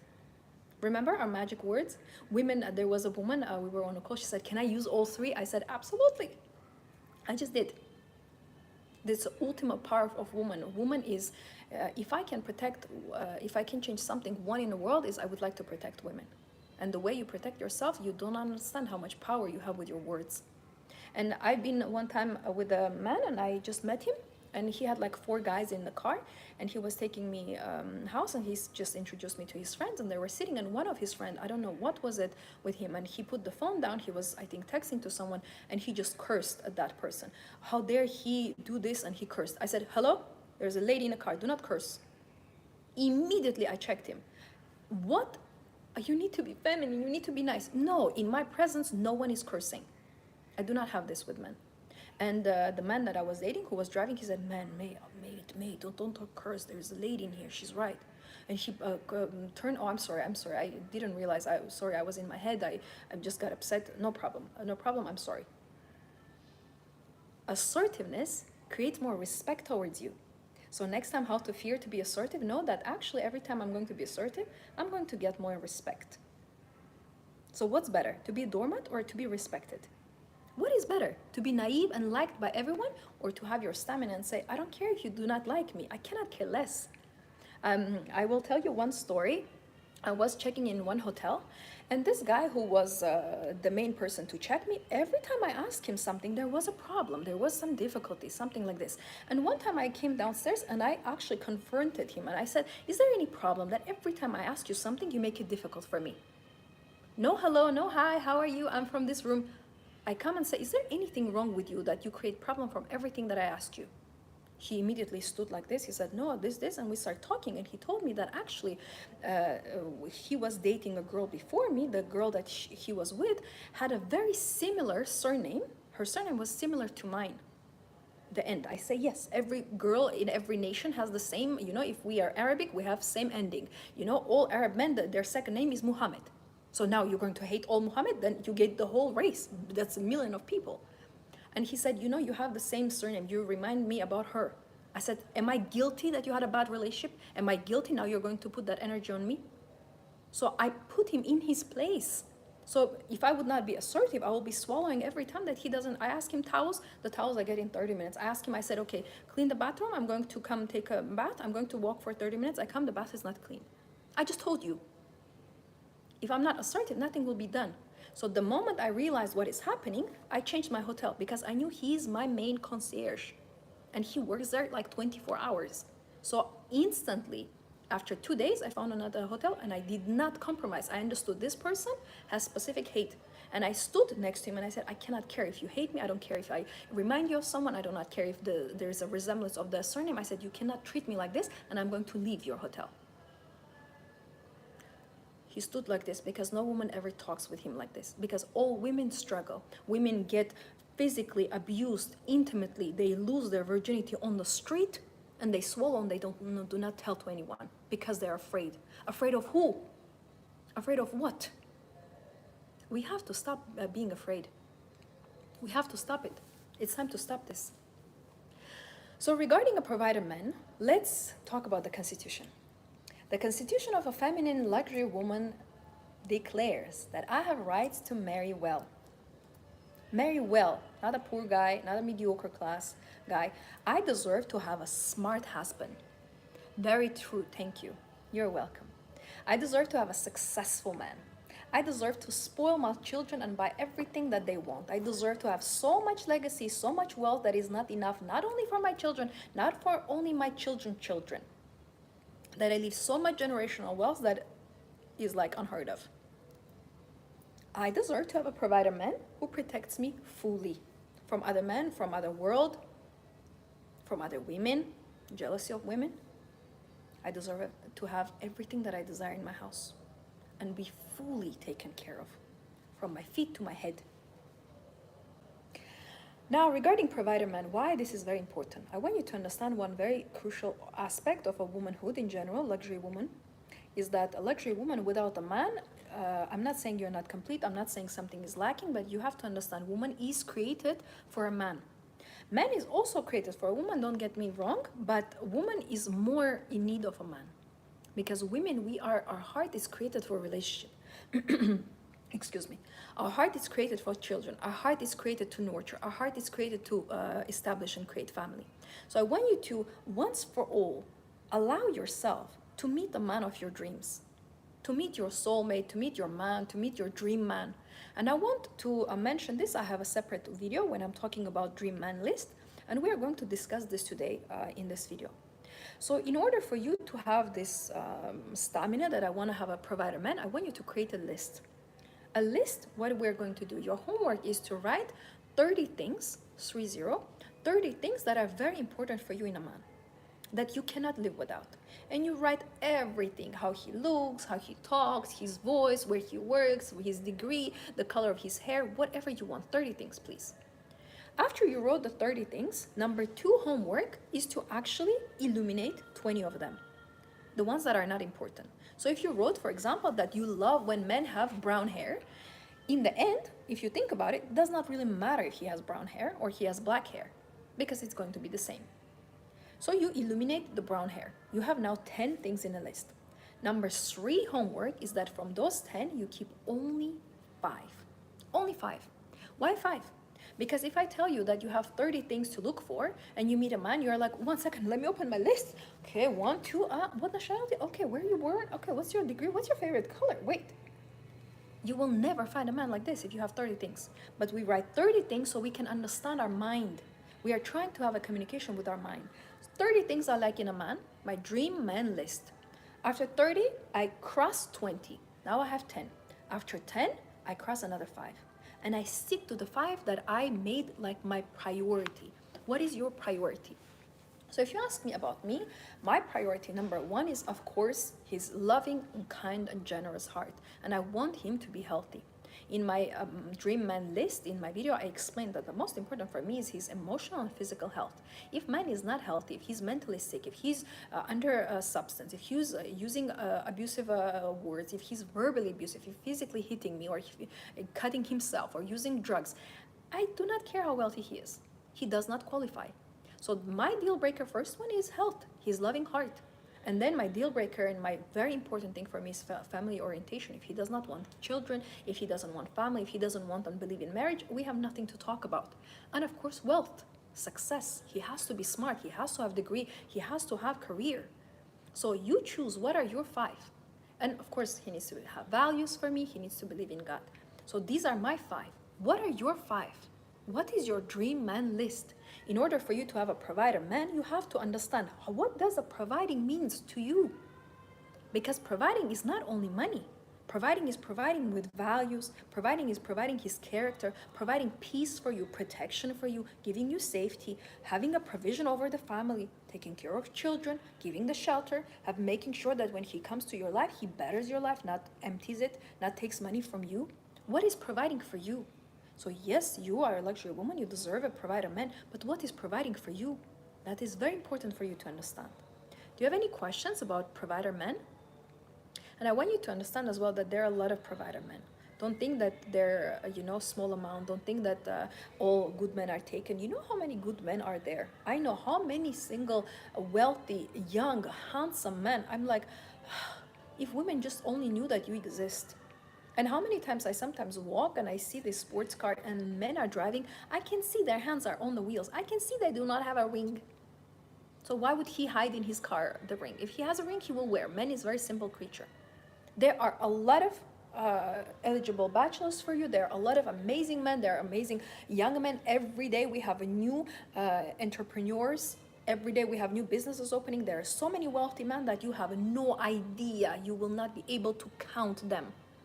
And yesterday, after I finished the live, it was already morning. I went to buy something to eat, and I was carrying this bag with food. I went to get the food, and I was carrying, and I was looking at all these luxury cars and men inside, and I was thinking, if women just would know that this is 7 o'clock in the morning, and it's like I cannot count one Porsche after another. And when we park, there is like Austin Martin is parked here, and there's Porsche one here, Porsche one here, Porsche one here. I'm like, oh, I'm confused. Which Porsche I need to go to? It's like 3 in 1 second. What are we talking about? What we're talking about? Not enough men, not enough wealthy men. I stumble. I sometimes go. I'm like, oh my God, Austin Martin. Oh my God, Ferrari. Oh my God. It's like they're. Oh wait. I don't even see simple cars. It's like if I walk, where I live, there is a parking. When I walk, I'm thinking, am I a showroom, luxury showroom? The amount of luxuriousness. Every car is more expensive than another.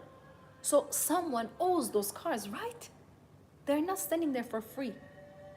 And every time, even when I was coming now, there is the Ferrari is going, the Lamborghini is coming from there. I'm like, oh, what? If I could just tell to women, sometimes I just want to walk and film the parking. Shall I do that? Just film 10 minutes walking and showing you each car, just for you to start believing that there is so abnormous amount of wealth in here, in the world. So stop fearing. There are so many rich, wealthy, handsome, healthy, loving men in the world. You will not believe. I live in Canada, so I feel it might be harder to find wealthy men who are also in the same religion. It's a limiting belief. You need to say, I live in Canada, and first of all, Canada is ginormous. Let's start with that, and a very beautiful nature you have. I live in Canada, and there are so many wealthy men in here. Like I literally stumble, like, oh, I'm lucky enough to TV. Too many. I have so much choice. And I did this with myself, when I was living in another country, I was thinking, oh, why am I not meeting this wealthy man I need? And then I was saying, wait a second. I'm actually telling and programming my mind. I'm saying I'm not meeting wealthy men. So who is guilty? I am. And I said, I'm meeting so many wealthy men that I don't know, I don't want to answer. And I did one very interesting experiment. I said, I'm speaking not with one wealthy man, but I'm speaking with 5 wealthy men, and I do not know which one to choose. 3 weeks after, I remember the date because I knew exactly 3 weeks before. That's what I was writing in my journal because I can document. And 3 weeks before this happened, I said that I am dating with 5 men, and I do not know which one to choose because one is richer than another. After 3 weeks, it's exact programming that I said happened. I had 5 men, and I honestly, that was the first time in my life where I honestly could not choose which one I want to date because one was better than another, wealthier than another, one had better car than another. And I was like, my prophecy came true. My programming came true. So you need to say, I live in Canada. There are so many wealthy men. I go to the shop. I go to the post office. They're everywhere. I just stumble. I'm like, here you go, guys. Let me just walk. You are too much. I don't know what to do. I don't know which one to choose. There are so many. The moment you start wanting something, you will start noticing. I tell you, when I say watch for the red car, now you are going to see red car everywhere. Because where your focus goes, where your attention goes, your attention, it's like a flow, it's an energetic vibration. That's where your attention is going to go. Where your focus, where your attention, that's where your energy is. So that's why they tell precisely that be careful where you put your focus into. Where your attention goes, that's where your energy flows. That's where your focus goes. So change your limiting belief. It's a limiting belief. You can change it to the opposite to benefit yourself. Now let's summarize everything we discussed. We discussed that, first of all, we want to understand that we're luxury women and we have our own beautiful constitution. Number one, we discussed that I have rights to be beautiful. Number two, I have rights to be wealthy. Number three, I have rights to be assertive and confident.